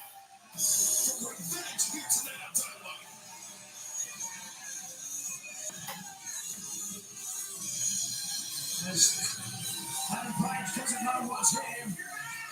Switchblade, Jay White makes one hell of a return. Look at this one, he changes the complexion of things as far as the Bang Bang game goes. Well, the only thing is you reap what you sow. Hangman is still there. Look at that. Yeah, Hangman punching the back of his head. He dripped through that table by Switchblade. Jay White, a very timely return for Switchblade. But right now, let's head to the back with Remarkable. Renee Paquette is standing by.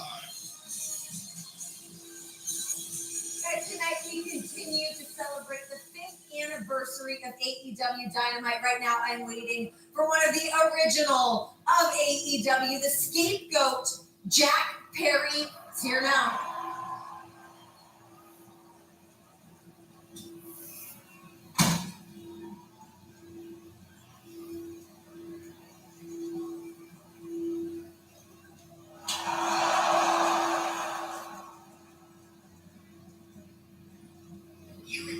TNT Championship, Wrestle 3. Think about it.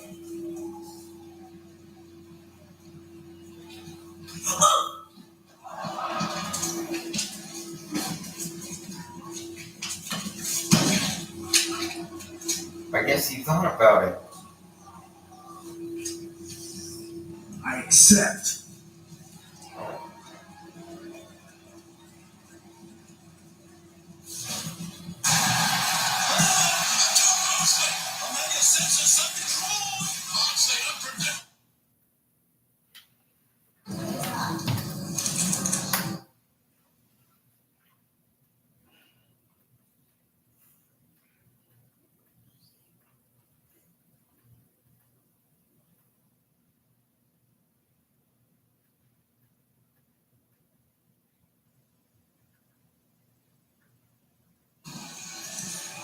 And I wouldn't want it any other way.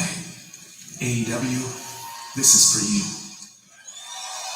high-stakes matchup tonight for Bryan Danielson against Kazuchika Okada, but Nigel McGuinness, what about what we witnessed just before break with Jack Perry cuts her shot? Yeah, the Scapegoat didn't take long to accept the challenge of Shibata. The TNT champion determined to keep his title.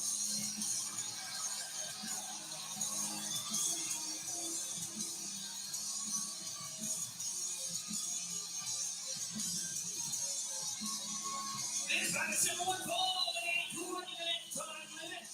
Into this burst from Pittsburgh, Pennsylvania, Dr. Britt Baker, DMD. Well, here is welcome from Pittsburgh's own Dr. Britt Baker, DMD.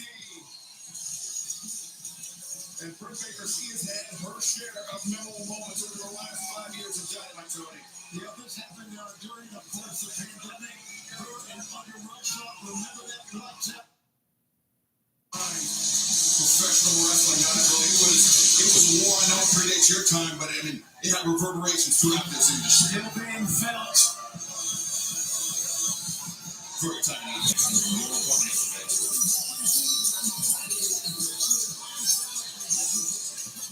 And her opponent from Oakland, Virginia, the Professor, Serena D. Got the doctor against the professor. What a classic matchup this is going to be. A very interesting style battle here tonight. Serena D, highly technical. Britt Baker, though, oftentimes to wrestle with her partner, her emotions can get the better of her. Sometimes that serves her very well. Other times it can bite her. That when you have that anger dwelling inside you, it's all how you focus it. Perhaps that's your opponent, how you channel that anger. If you are Serena D, the professor, the technical tyrant, the Houdini of technical wrestling, can she use her expertise against the hometown hero here in Pittsburgh, as we saw 4-0, undefeated in Pittsburgh? Can Dee change that statistic? And fans, before this match gets too far underway, shifting gears for a moment, Hurricane Helene has caused horrific devastation in the southeast. AEW and Warner Brothers Discovery are supporting our partners who are assisting those who need it on the ground. Please take action now to help provide life-saving resources to those impacted Text Helene to 707070 to make a donation to our partners at the American Red Cross, Save the Children, and the World Central Kitchen, who are all providing support across multiple states. Text HELENE to 707070 to help those urgently in need. Very well said, Excalibur. It's a terrible time for our victims of Hurricane Helene. You know, Nigel, you and I, on Collection, recently saw that the professor called out Dr. Britt Baker, DMD. She wanted this match. She called for it in Britt Baker's hometown. Baker, one of AEW's originals, no question about it. Oh, straight into the Europlana. Look at this matchup right here, trying to end it early on the professor, but Serena Deeb slips free. That's why she's known as the professor, Nigel. Only thinking a couple of moves ahead. Oh, the glamour is here. Mariah May, the AEW Women's World Champion. Listen to that reaction from Pittsburgh. They are as in love with Mariah May as you are, Tony. She's a student of wrestling. She's scouting the matches, scouting potential challengers to her. She's just bringing some glamour to Pittsburgh. Sorely needed. Can't talk about Mariah May without talking about Titus Tony Storm, who's pretty much dropped off the map here in AEW, but she popped up over the weekend competing in Stardom, tagging with Mina Shirakawa, the so-called best friend of the glamour Mariah May. Interesting now. We saw this past week, didn't we? Interesting exchange between Mina and Mariah May. Oh, look at this trip by Serena Deeb, transitions over single leg crab. Look how deep. Driving with her hips. Very awkward angle there, and you can see Britt Baker, agony etched on her face. Listen, you missed all that time, Tony, with the injuries. Yeah, she was out for quite a while, 10 months, as a matter of fact. She was out, Excalibur. You know, you saw the determination on the face of Serena. She won the match here in Pittsburgh because not only does she want to show up Dr. Britt Baker in front of her hometown fans, she wants to make a statement of her own here. Both these competitors have had title opportunities recently, been able to score the big victory, so they certainly want to get back into title contention. Yeah, Serena Deeb most recently picked up a victory over Queen Aminata. She was trying to maybe perhaps nice neck breaker there by Britt Baker. Perhaps insincerely offer some guidance to Queen Aminata, but Serena Deeb got the last laugh in the end, but now Britt Baker, though, taking control of this match. Elbow smash. Rattling the professor with a chance of DMD breaking out here in Pittsburgh. Oh, no! Stop! Blocked there by Serena Deeb and fans.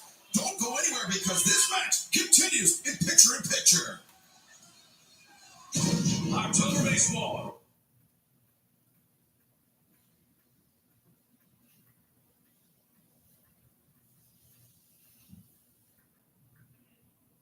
On TBS. The Professor Serena Deeb looking to hand Dr. Britt Baker, DMD, her first career loss here in Pittsburgh. Serena Deeb, look at that chop block. We thank you for joining us tonight on Dynamite Live on TBS, our home for many more years to come. After the announcement earlier today, but turning our attention back to the match, Britt Baker persevering with a knee injury, Tony, and now connect with a series of strikes on Deeb. Great ripcord to send her down. Britt, though, is running from those single crabs. As you can tell. Well, as a member of the American Dental Association, she's got plenty of use, plenty of experience handing out pain. Well, she's got to suffer some as well. Yeah, looking for that neck breaker, that fisherman's neck breaker was Britt Baker, but Britt ducked under, and now sideways. Deeb comes up clutching the back of her head, but Britt comes up clutching her knee. Both competitors injured. Now Britt, fisherman neck breaker connects. Deeb turned inside out. Great execution. Baker covers, leg hooked, and Deeb able to kick out. While we have a moment to breathe, I want to remind everybody that Dynamite next week, special night, special time, Title Tuesday, coming up 9/8 Central next Tuesday night live on TBS with Britt Baker going for the glove. This usually means a lockjaw on her opponent's future, Nigel. If the glove fits. By the way, we'll be in Spokane, Washington this Tuesday as the world champion looks on. Great seeing so well. We could join us AEW Where did Mariah May come from? We didn't see her. Nights from tonight as the dragging a screw in the ropes. That is Well, I knew that. I don't know where she came. Damage has been already done. I don't know where she came from. I know where she came from. I didn't see where she didn't act. Keeps hold though. Kicks out and But now. the camera, This is a horse collar. no one saw it 'cause the Serena camera was looking for on the perhaps a right. version of the But stretch muffler. obviously she walked out from the locker room and She's got her hands locked made together. on this and found the And the audience. Lifts the inside leg. That's a heck of a counter. As Britt But like I drops said, kick. it's hard to see. Staggers the Probably the reason professor. you didn't see it is And because now she walked out while the camera corner was elbow on strike. the right. No, deep anticipated. So no one saw it Counter until break free back elbow the there by announcer Britt Baker. pointed it out. Highly packed match. German I think she's suplex. got it right there where the flag is. As now, deep once again on the receiving end of the thrust kick, staggers into the rope. Team fires back Larry of her own. Back and forth these ladies go, man. They are pulling out all the stops in this one. Deep thinking deep talks here. No. Britt now crash center of the ring. But heads up move by Deep. Nigel, she took herself out of pin position. Veteran experience when you feel yourself susceptible and look. Mariah May even a little impressed there. The AEW Women's World Champion, the Glamour Mariah May, looking on. Now here, Britt covers. Near like hook with deep counters. The tilt, and now Britt though. And she got it. She got the glove on. The glove is on. Doesn't have the hand in yet though. No escape. Her lock drop it instead. Deep. Again, that single leg crab has been punishing Britt Baker all match. Left leg wide open, able to kick out. And the up kick sends Deep back to the corner. As Britt accelerates in, catches the leg. Deep fakes high. Change the level on Britt Baker. Landing Good night, the kick. Dylan. Britt staggered Good back night. towards center. Elbow strike. All right. As the doctor against the ropes. We'll see you in the morning. Oh. Right hand shot though from Britt Baker. Crowd here trying to will on the dentist. As Oh, look at this. could be an avalanche air raid crash. Oh my gosh. That's gonna do it. Deep goes down. Britt hooks the leg. Oh, Serena Deeb. Showing tremendous toughness. How tough is Serena Deeb? I hope we don't see a replay of that. Because that was brutal. Just watch the back of the neck. Oh, man. Driven into the mat all the way from the top rope. But now back to live action. Deeb counters the roll up. Britt able to kick out. Searching for lockjaw once again. Deeb, she gets her hip underneath, but no.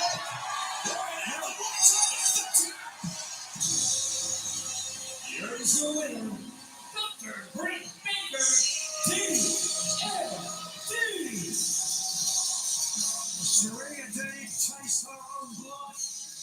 Britt Baker tastes victory again in her hometown of Pittsburgh. That title of Dr. Britt Baker, it's not a joke. She is a practicing dentist. She knows about all those nerves in the mouth. She knows how to inflict the maximum amount of punishment in that least amount of time. We saw a mother and father from the ringside. We also just saw Serena Deeb. Yeah. Look at this Deeb. She was knocked out of the night's one with her parents, and Serena is running it and now trying to take the leg out. Oh, her parents were there. The knee of Dr. Britt Baker. Wait a second, Queen Amanada. Brings some unfinished business with Serena Deeb. Look at this. Why was it? We've seen a collective rivalry between these two notches. Got the Professor and the Regal Queen Amanada, who looks to have the physical advantage over Deeb here. So the Professor doing the smart and erudite thing, escaping. An unlikely assist for Dr. Britt Baker, DMD by Queen Amanada, who still has some unfinished business, it seems, with the Professor Serena Deeb. As the Glamour Mariah May, she enjoys that now, loving what she's seeing, and fans throughout the evening we've been taking some looks at some of the greatest moments in the 5-year history of AEW Dynamite. Let's take you back to January earlier this year, one of those memorable moments of the year when Samoa Joe and the cold-hearted Handsome Devil Hook crossed paths.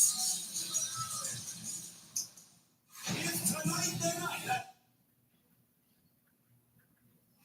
It's indeed Hook wrestled the match of a lifetime. Hook, earlier today, your dad was unfortunately attacked here in Pittsburgh, and he's been injured, and now he's been flown back to New York City. Do you have any information on what happened earlier today?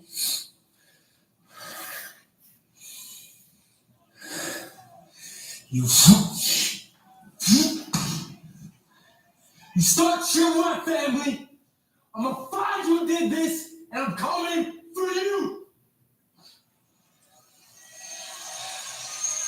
Well, an understandably emotional Hook who, no doubt, we send our best wishes to our broadcast colleague Taz, but right now let's hear a man who is going to be keeping a very close eye on our main event tonight, the man who holds the #1 contendership to the AEW World Championship, Christian Cage.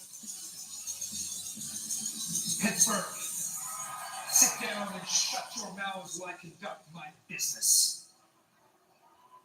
And the business at hand is the 5-year anniversary of Dynamite.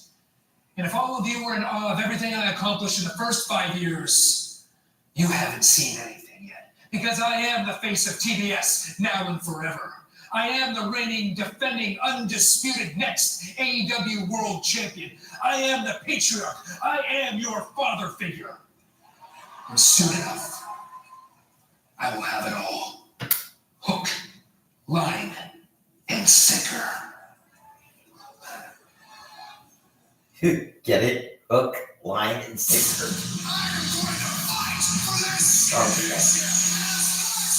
Okay. Wait a minute.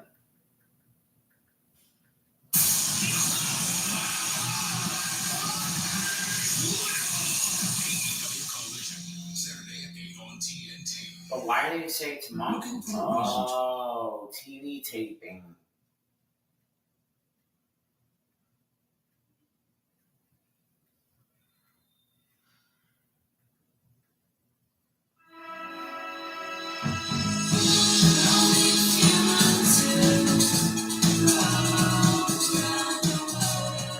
Find space at Spring Hill Suites, the official hotel partner of U.S. Soccer.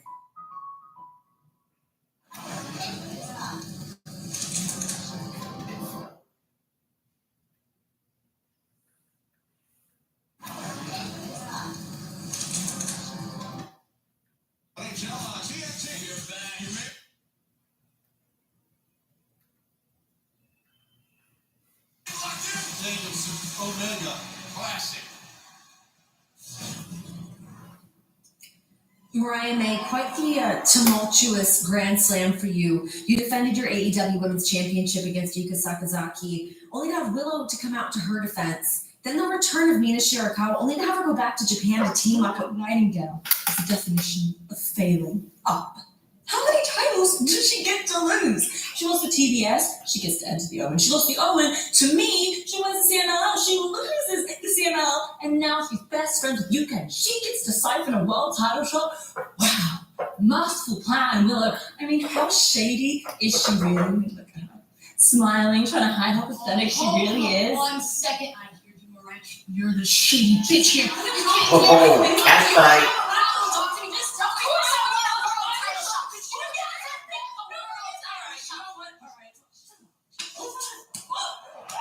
Oh, fuck you, bitch. Cat fight. Cat fight. Cat fight. Cat fight. Let them bitch fight. Let them bitch fight. Let them bitch fight.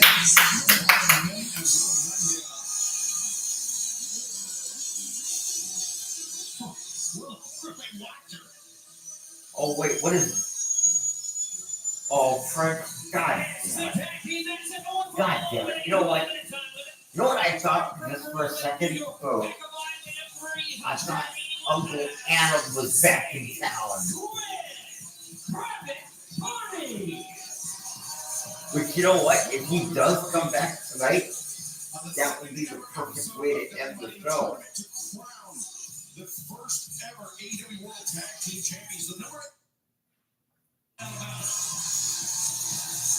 And their opponents, the Iron Savages. Definitely a size difference here between Boulder and Bronson and Zane Quinn, and you see Zay still with that. I remember them. They were on a lot in the beginning of this show. I just want to clarify what They haven't been on for a while. Number one contender to AEW World Championship. I misspoke. Christian Cage has They've been jobbing after jobbing after He's jobbing. going to like to execute at any time he wants to challenge for the AEW World Championship as Private Party executing some tag team offense here. Christian And Cage remember has to do Private is Party sign used to the be with contract. Matt Hardy? Great, but now that and Jeff are both with TNA. Jackson's boulder to the outside. As Quinn goes, crashes down on Boulder and Stokely Hathaway.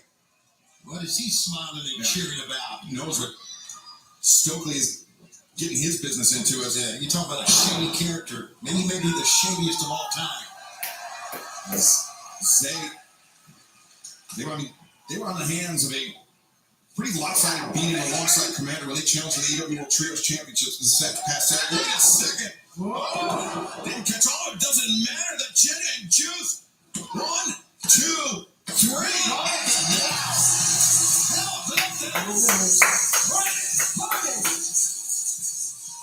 Private Party seeking their first AEW World Tag Team title match since September 2022. That victory, decisive, will go a long way to put them in title contention. Yeah, look at the BCC put them through. They look better than ever, guys. I would think. Don't you think? Hey, let me get something off my chest. Let's go, Pittsburgh. I like that. Hey, at the beginning of this year, we walked in the Dynamite and we said, new year, new chance, and I swear to God, we meant every word.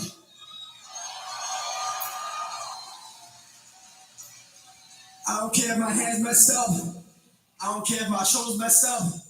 Quinn doesn't care if he just came back from a back injury. We will be your next AEW Tag Team Champions. The Bucks. I hope y'all listening. We beat you once, and I promise you, we can do it again.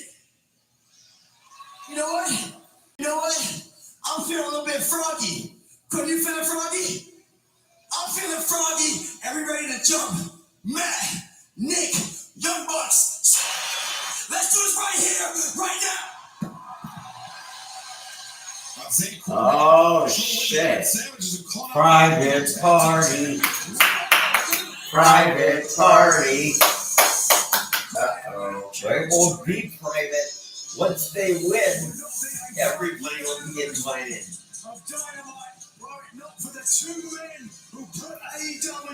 Oh, this is such a cool fucking entrance. It's like the fucking Godfather.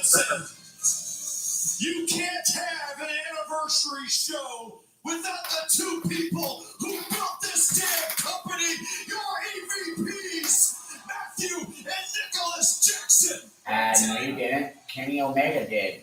You Now, young Private jerk. Party, you seem super confident. And I don't know. I have an idea. I heard that we have a substantial overrun tonight, so there's definitely time for this particular idea that I'm cooking up right here. Why don't we test that confidence? Why don't Nicholas, by the way, is his name. Why didn't Nicholas and Matthew put their World Tag Team titles on the line against you two right here, right now in Pittsburgh? No.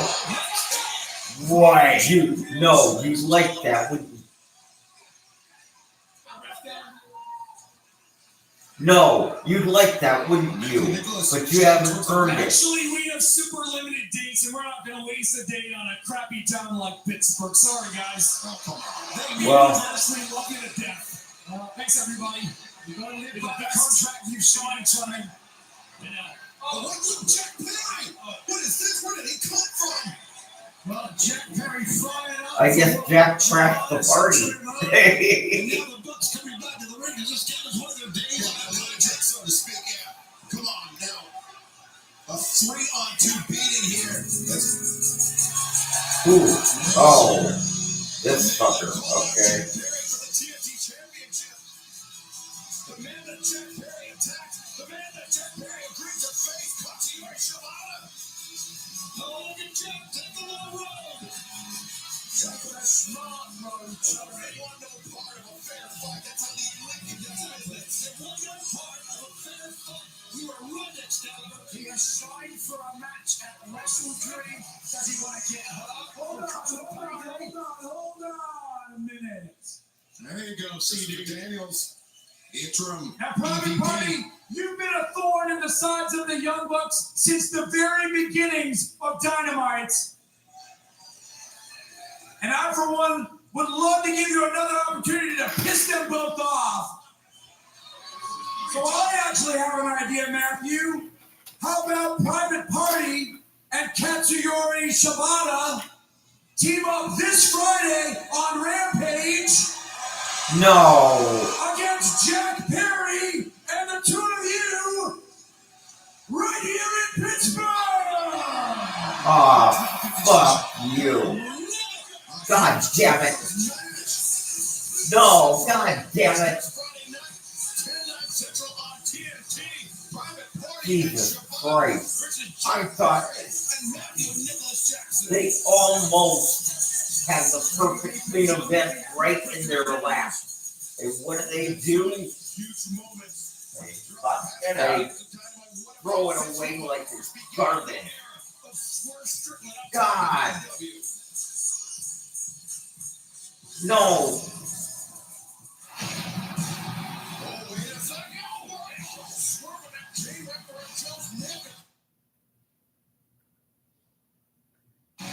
See, that's another reason I don't want to watch this anymore. Hey guys, joining me now. Please welcome They do shit like this MVP. that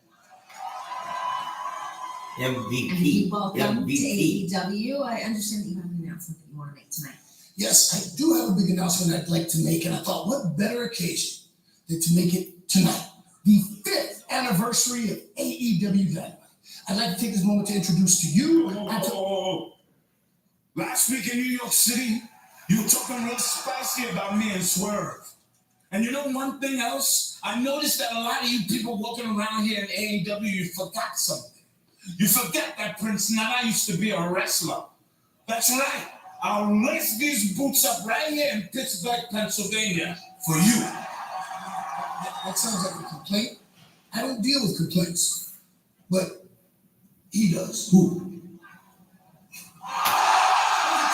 Oh, I was right.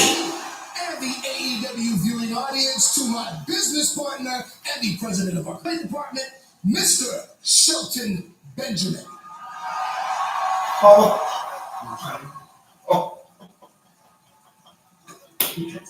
Shelton Benjamin. Shelton Benjamin. Oh my It's God. True. It's damn true. I would like to take this opportunity to introduce myself. My name is Brody Lee. Rest in peace, Buddy Lee.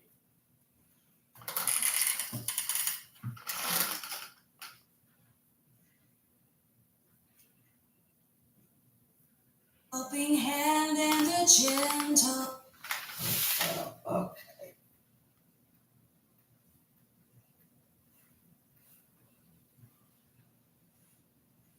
On Dynamite!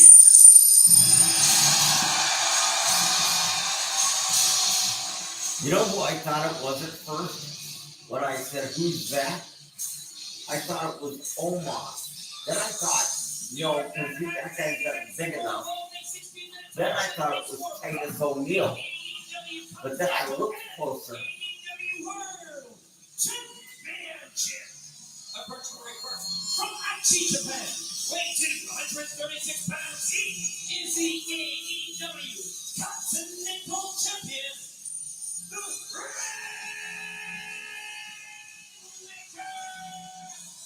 Kazuchika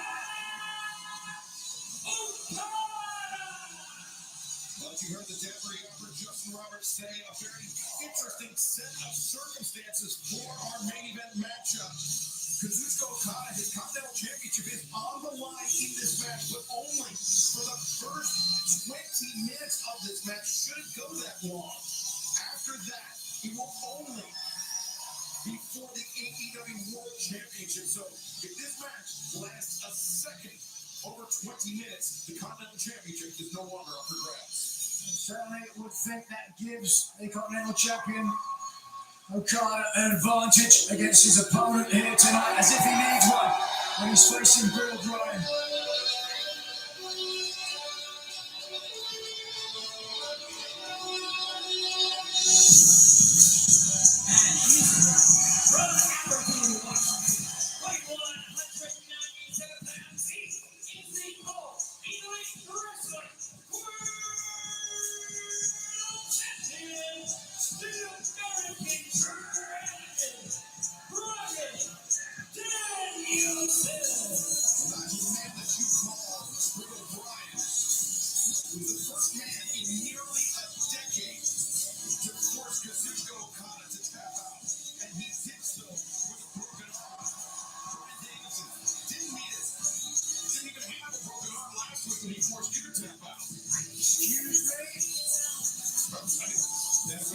See the damage that I put onto Bryan Danielson's arm. There is no doubt he is not 100% physically. I took away his arm and Joe Extension and let go. Yeah. Bryan Danielson could be looking at Okada, but his mind is elsewhere.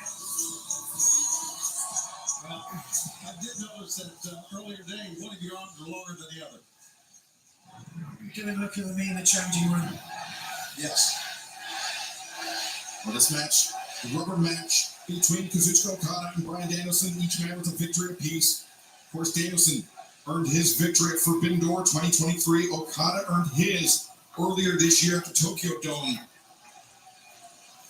Saw the look at the eyes of Bryan Danielson there momentarily. You could tell that there he is again. He's pretty focused, but he's also, you can see the concern in his face. That is exactly right. I'm glad that you admitted that. What? Concern and fear. No, I don't think it's fear. Against one of the most legendary competitors in the history of Japanese wrestling. Don't you think that there's fear in your mind in every match? Well, there absolutely should be every time you stand across the ring from Kazuchika Okada. Well, I mean, You can make the argument. Look at his history. 4 times he has won the G1 in Japan. The only man to beat him, Chono, with 5. If he can retain his title and take it through to the tournament next year, win the Continental Classic again, he could certainly put his hat, hang his hat, if you will, on a stand of being the greatest tournament wrestler of his generation. Matsuhiro Chono, of course, part of the Three Musketeers alongside Shinya Hashimoto, Keiji Muto, the men that carried the banner of New Japan Pro Wrestling throughout the 80s and 90s. But Bryan Danielson, the man that carries the banner of AEW as our world champion, but a man that said as soon as he loses the AEW World Championship, that is when he will hang up his boots. That is when he will retire. We could witness the end of Bryan Danielson's career here tonight, live on Dynamite. One can only pray. You most certainly would be, but Kazuchika Okada. Unless, of course, as we mentioned, a rematch from the match at Forbidden Door, where Bryan Danielson broke his arm. Now, earlier this year, when they met in Tokyo, Bryan Danielson, he was at 100%, and it was Kazuchika Okada that scored consecutive rainmakers to take out Danielson to earn the victory. And final programming note, Dynamite Title Tuesday live next Tuesday night, right here on TBS. Special night, special start time of 9, 8 Central next Tuesday night for Dynamite Title Tuesday. Spokane Arena, Spokane, Washington. Tickets at EWTIX.com. Very conservative start here to this match. Both men engaging in a feeling out process. You certainly have to wonder how much John Moxley and the dissolution of the BCC up. Shuji Gatami attempt here, but Okada, great submission defense. A little early in the match, I don't think he's going to get it. That's why he transitions to a short arm scissors there. That's why Okada's submission defense, Nigel, is why he almost went a decade without tapping out to an opponent. And I know what you're getting at, Nigel. You're wondering if what has gone on with John Moxley is Rainmaker attempt. Oh, he was trying to end it early, wasn't it? Arm drag, and now Okada head scissors. Side headlock takes over the AEW World Champion, the Continental Champion, able to kick out at stalemate the fans. Our main event continues in picture-in-picture. Kazuchika Okada, the American Dragon, Bryan Danielson. Baseball on TBS. Power is not given, it's taken. In October, nobody's gonna hand you in it. Right now, bro.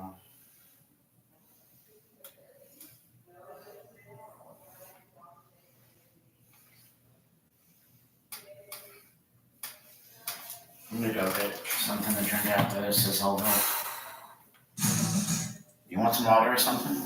No. Welcome back to AEW Dynamite live on TBS, our home for many more years to come. We are in the midst of our main event for the AEW Continental Championship and the AEW World Championship. Well, the Continental Championship only on the line for the first 20 minutes of the match. Tony Schiavone, the game plan of the Continental Champion, Kazuchika Okada, has been clear. Wrestle defensively, burn clock, park the bus, so to speak. Yeah, he's been putting it somewhat in the deep freeze. We saw during the commercial break there, and he's going about his business very, very slowly here.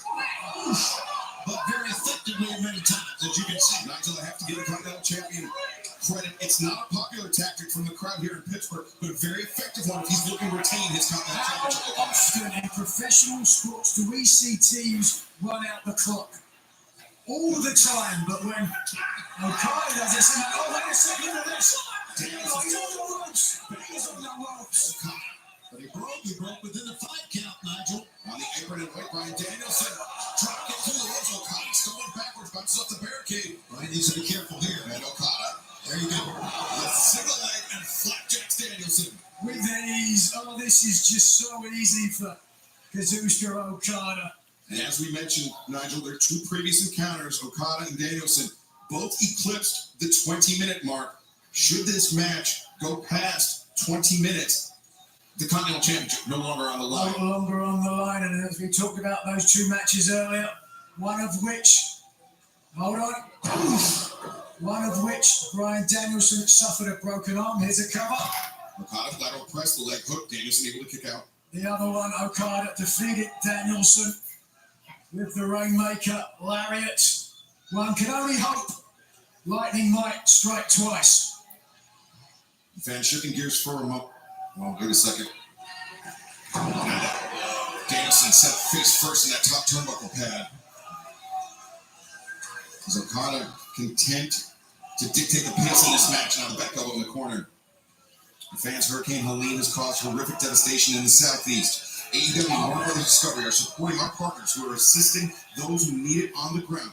Please take action right now to help provide life-saving resources to those impacted. Text Helene to 707070 to make a donation to our partners at the American Red Cross and Save the Children in the World Central Kitchen, who are all providing support across multiple states. Text HELENE to 707070 to help those urgently in need.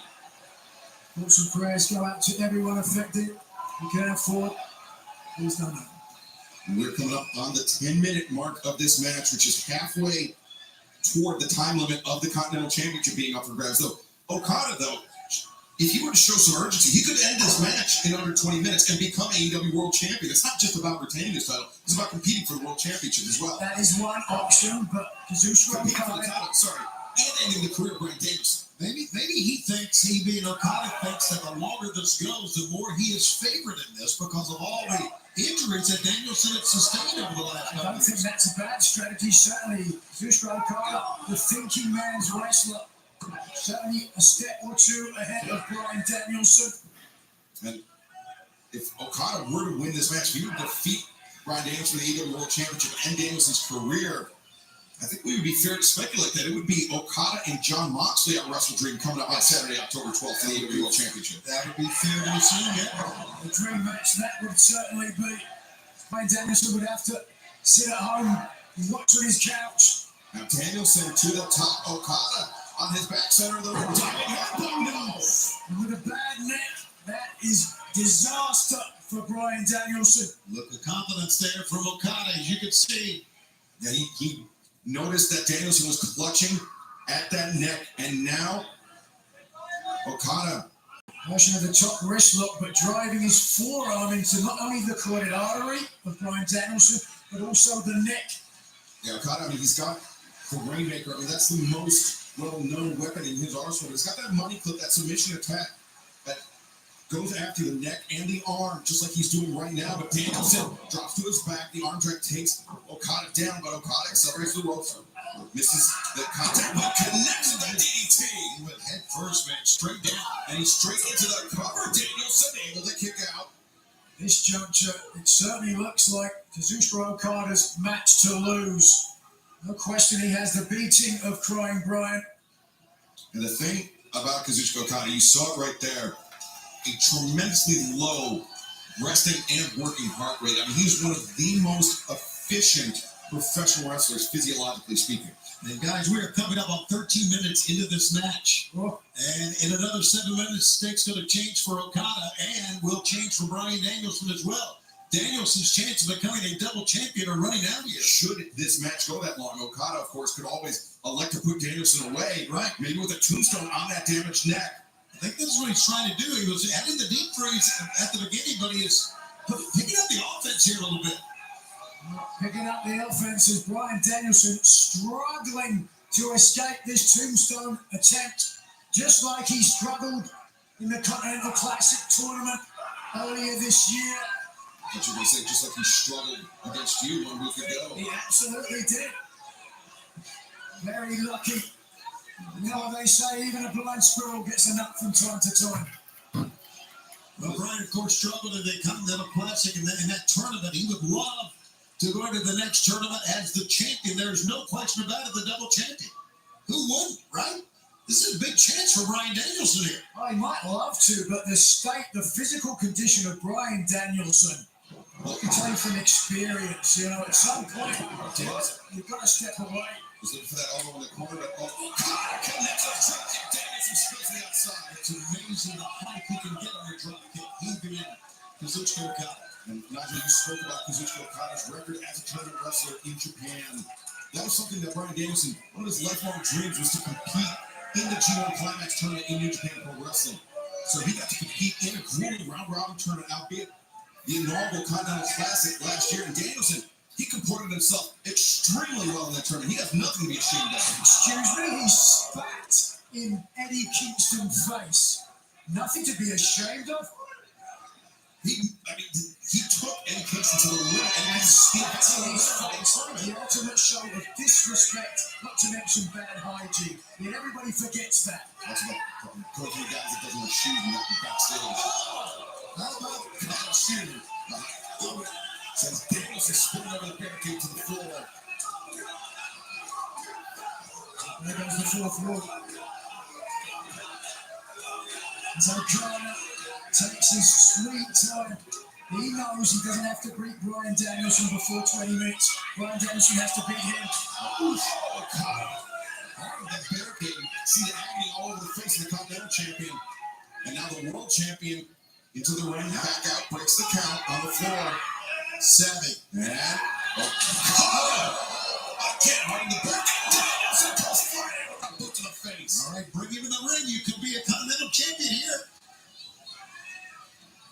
Of course, we mentioned we have a substantial overrun tonight. We will stick with this match as long as it takes, even if it requires the full 60 minutes. We thank our partners at TBS, TNT, Warner Brothers Discovery. Danielson connects with that drop kick. Unable to follow up quick enough with I Okada. think it. This is the main event and then the show. Going to the outside, a moment of I think the respite. show's already over anyway. Danielson, top base to it, Cena. But you can see Danielson not 100%.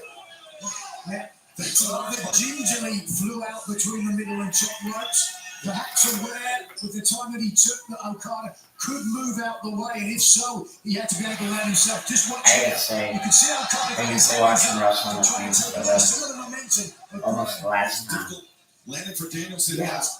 Danielson drop kick to the back. We are coming up on the 16-minute mark of this match. I just thought of something. What's that? Do you want to bet that when John Cena has his last match, 100% in this match. Thanks in large part Just for old times, the crowd is doing that. Thank you, Cena. Let's go, Cena. Let's go, Cena. Remember they used to do that? Let's go, Cena. Cena sucks. Yeah. And then at the end of the match, regardless of whether he wins or loses, thank you, Cena. Thank you, Cena. And that'll take up the last 20 minutes of the show. Even with a broken arm, he forced Kazuchika Okada to tap out. You don't think Okada remembers that? And has probably done some training to avoid it happening again? Although I narrow it down to two, the only guy that is not going to beat Randy Orton. Either Randy Orton or Kurt Angle, because it was a promo with Kurt Angle that he made his debut on SmackDown.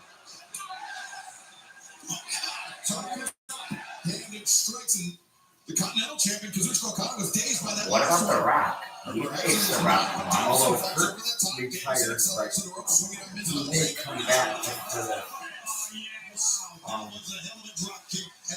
Yeah, I thought about that, but I guess that would be called the rubber match. Danielson playing checkers. Okada playing chess. Although there would be nothing at stake here. It wouldn't be for the championship or anything, but that may not matter. Just for the nostalgia sake. Oh, my dream come true. You got to see lightning strike again. Okada put it in the deep freeze. It's put it in the deep freeze. Ichiban.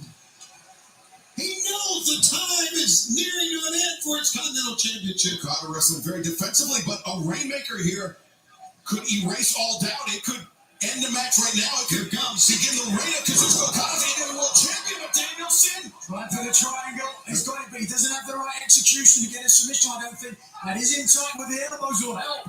The elbow strikes to the crown of the head, trying to loosen up Kazuchika Okada.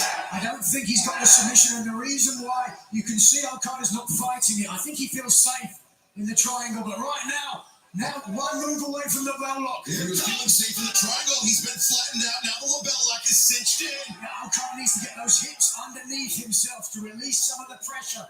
Drive those hips underneath himself. 19 minutes have gone by. Oh, come on, 19 minutes. Hang on. But Okada, if he taps out right here,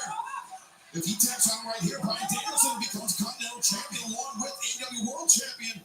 Okada, look at the pressure on the nose, the bridge of the nose of Okada. He swells there momentarily. Okada, the greatest tournament wrestler, perhaps of all time, wants to go into the Continental Classic as champion. Oh, look at this. And so That's new. But Okada now trapped. Has 30 seconds left on the clock for the Continental Championship. Oh, dude, just give the fuck up. And remember, should this match go to 20 minutes, it will still continue. Takes himself out of the way. Man, the clock continues to tick down 10. If he uses that shirt, he's going to lose that title. As Okada out to the floor. Danielson, man, forced to look on. 20 minutes have elapsed. Kazuchika Okada, his Continental Championship is safe. Can you hear the crowd in Pittsburgh turning on Bryan Danielson because he was unable to win in 20 minutes? Now Okada has nothing to lose. Now the championship on the line. Solely the AEW World Championship on the line for the duration of this match. Let's see how Okada changes his tact in this match. If he changes his tact. Yeah. God, no. I mean, he still has 40 minutes to wrestle defensively. Should he want to? You should have just tapped out right there, and then the show will be over. Lost his balance on the top. Kept it long enough to just cut it perfectly. Okada set hard into the barricade. Once again, Danielson. No. Two sword pile driver. Oh, no. Okada pile drive Danielson, and we are sticking with this in picture. God, no. Picture in picture. I thought the rest of this would be commercial free. That would make more sense, Yeah. if they're gonna stay with it till the end. They should make them commercial free. Guaranteed.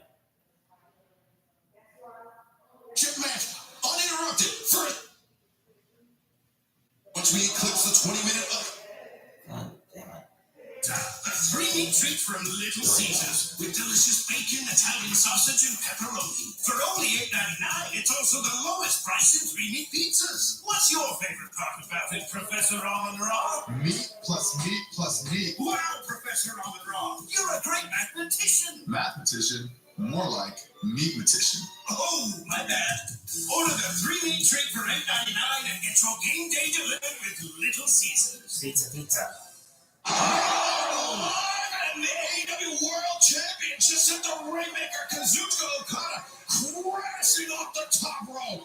To remind the fans once again, the Continental Championship is no longer at stake. The World Championship is. And what about it? Once we eclipse the 20-minute mark of this match, it became solely about the AEW World Championship. And fans, we have taken our final break of the evening. God. You will see the rest of this AEW World Championship match uninterrupted for as long as it goes. Man, they both, man, just everything they can to pull themselves out. Look at this.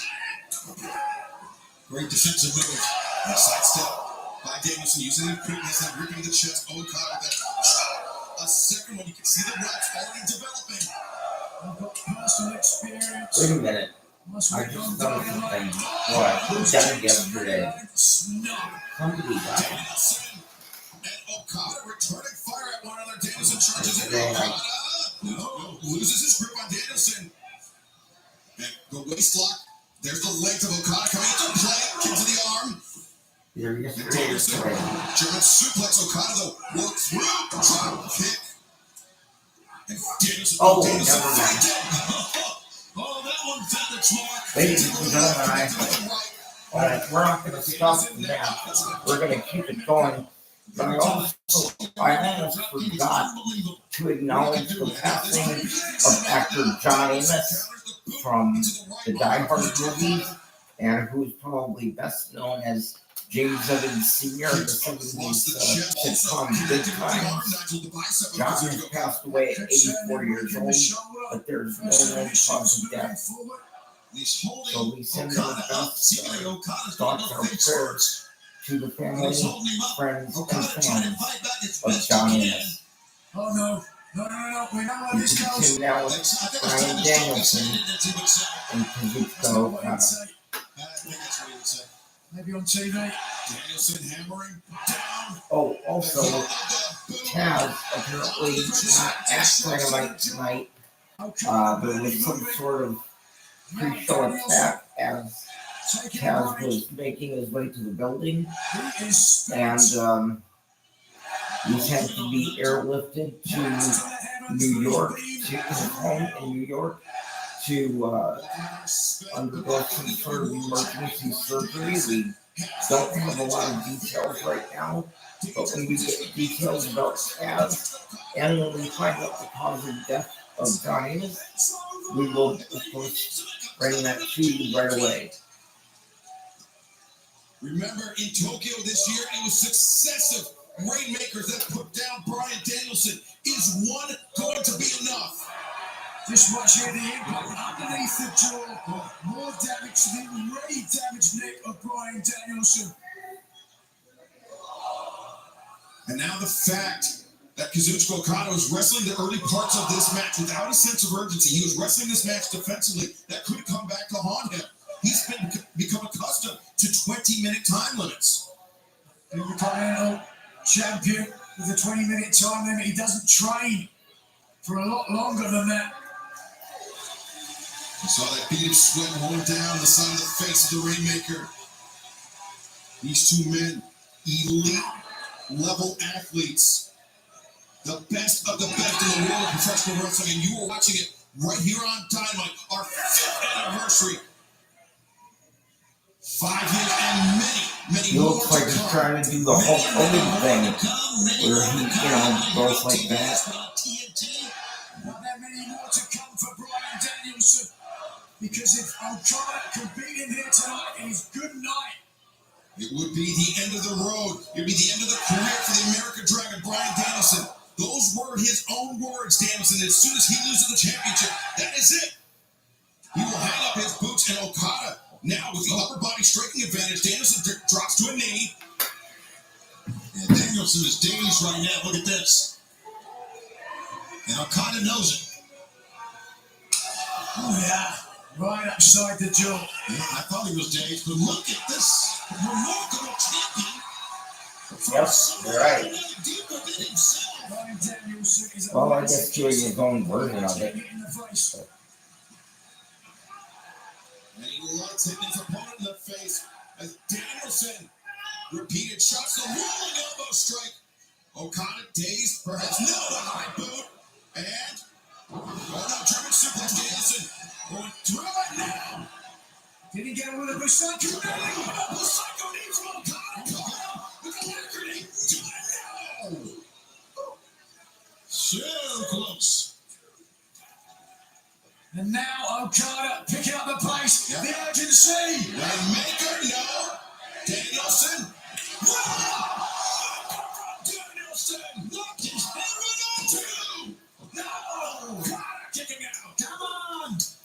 Did you hear the sound of that? A thunderclap on the impact. Let's go, Bryan. Let's go, Bryan. To defeat Kazuchika Okada, who's still in this matchup. And that's for how long? Yeah, this is what it's all about, Excalibur. This right here, Okada, he was rocked by that Rainmaker, and now those hammer and anvil elbows continue to rain down. Look at the face of Okada. He's not phased.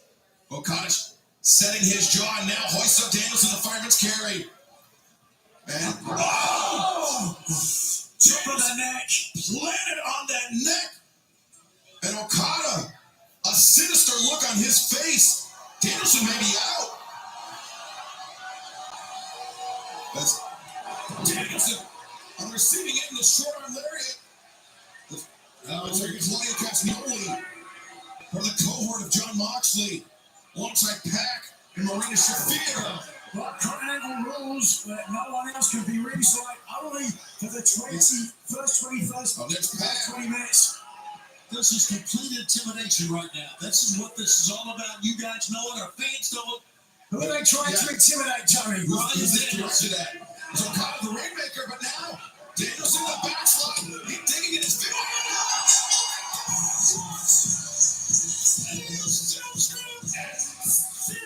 Yeah, Bryan may have won, but I guarantee you it's not over yet.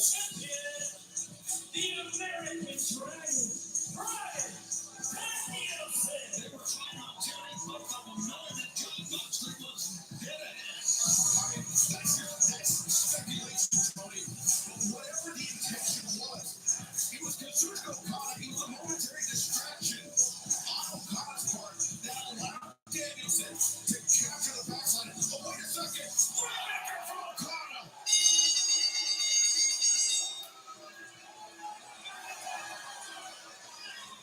And it's clear that Okada, he blames Claudio Castagnoli, he blames Pac for suffering this loss, for having the AEW World Championship slip through Okada's grasp.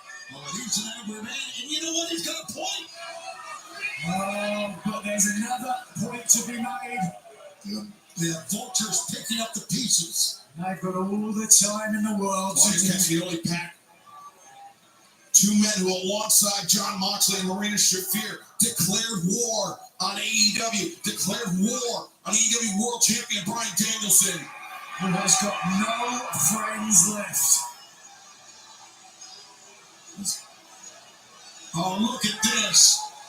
Look at this. Bryan's realised it was all well and good last Wednesday on Dynamite where you jumped a man. Now, payback. Jon Moxley, Marina Shafir. You think this is about me? Huh? Is that what you said? You think any of this is about me? Let's get something through. Your simple-minded, blueberry-picking little brain. None of this is about me. None of this is what I want, and I'm fighting for something much bigger than myself. Everything I'm going to do is because I have to, because no one else will. No one else can. If any of this was about me, I'd have put you out of your misery years ago.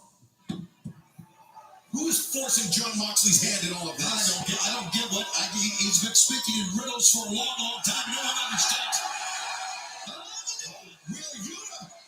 You said Brian Danielson has no friends. Wheeler Yuta most certainly has Danielson's back. He's carrying a hammer. What Yogan? What a madman. What a psychopath. So it's okay with John Moxley, but Isaiah Cassidy's hand with the hammer. Attacked John Moxley and got what they deserved. Well, Wheeler Yuta.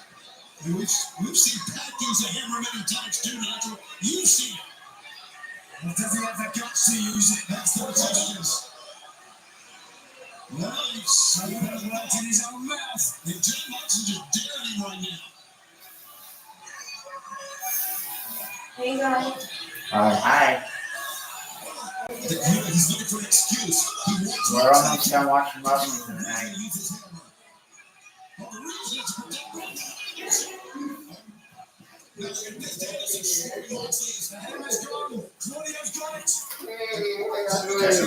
Alright. Hold on, everybody. I'm just coming to drink water.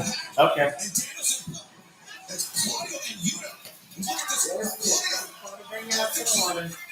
Tell me you done. Actually, the show is practically over. Oh, okay.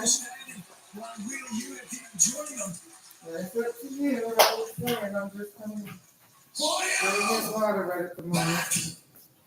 I am sick and tired of the two of you treating me like a child. I'm not a child. I am my own man. I can make my own decisions and I can fight my own fights. And speaking of fights, next week, Title Tuesday. If the two of you want to get to Brian Danielson, you're going to have to go through me too. You're throwing out a challenge to his fellow champion, the World Trios champions, Claudio Castagnoli and Pat. Next week, Title Tuesday, Brian Danielson, Wheeler Yuta against Claudio and Pat. What do you say? Make it happen. A huge guy of this man. Look at Claudio's face on that. A huge challenge thrown out. Defense Tony Khan has made this match official. Title Tuesday, next Tuesday night live. 9/8 Central on TV. It will be Brian Danielson and Wheeler Yuta facing Claudio Castagnoli and Pat in tag team action just days before Wrestle Dream, where Brian Danielson will put his AEW World Championship and his professional wrestling career on a man he called friend, John Moxley. Fans, thank you for 5 years of AEW Dynamite, and thank you for many more years to come.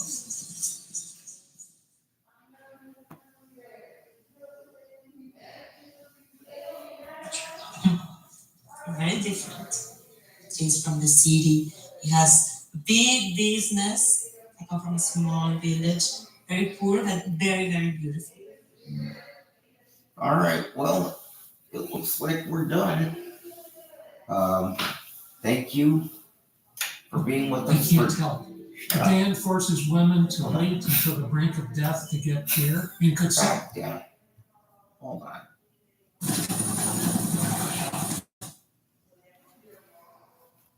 This TV has pussy for brains. I can't stand this thing.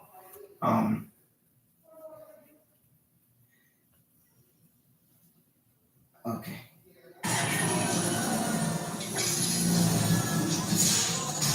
All right. So, that being said, let's try this again.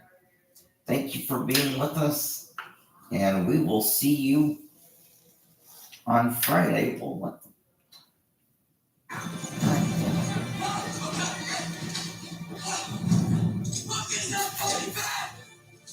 There we go.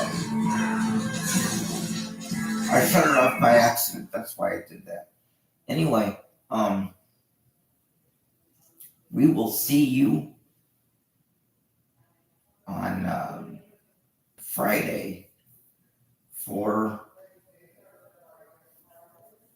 what I believe will be our final broadcast.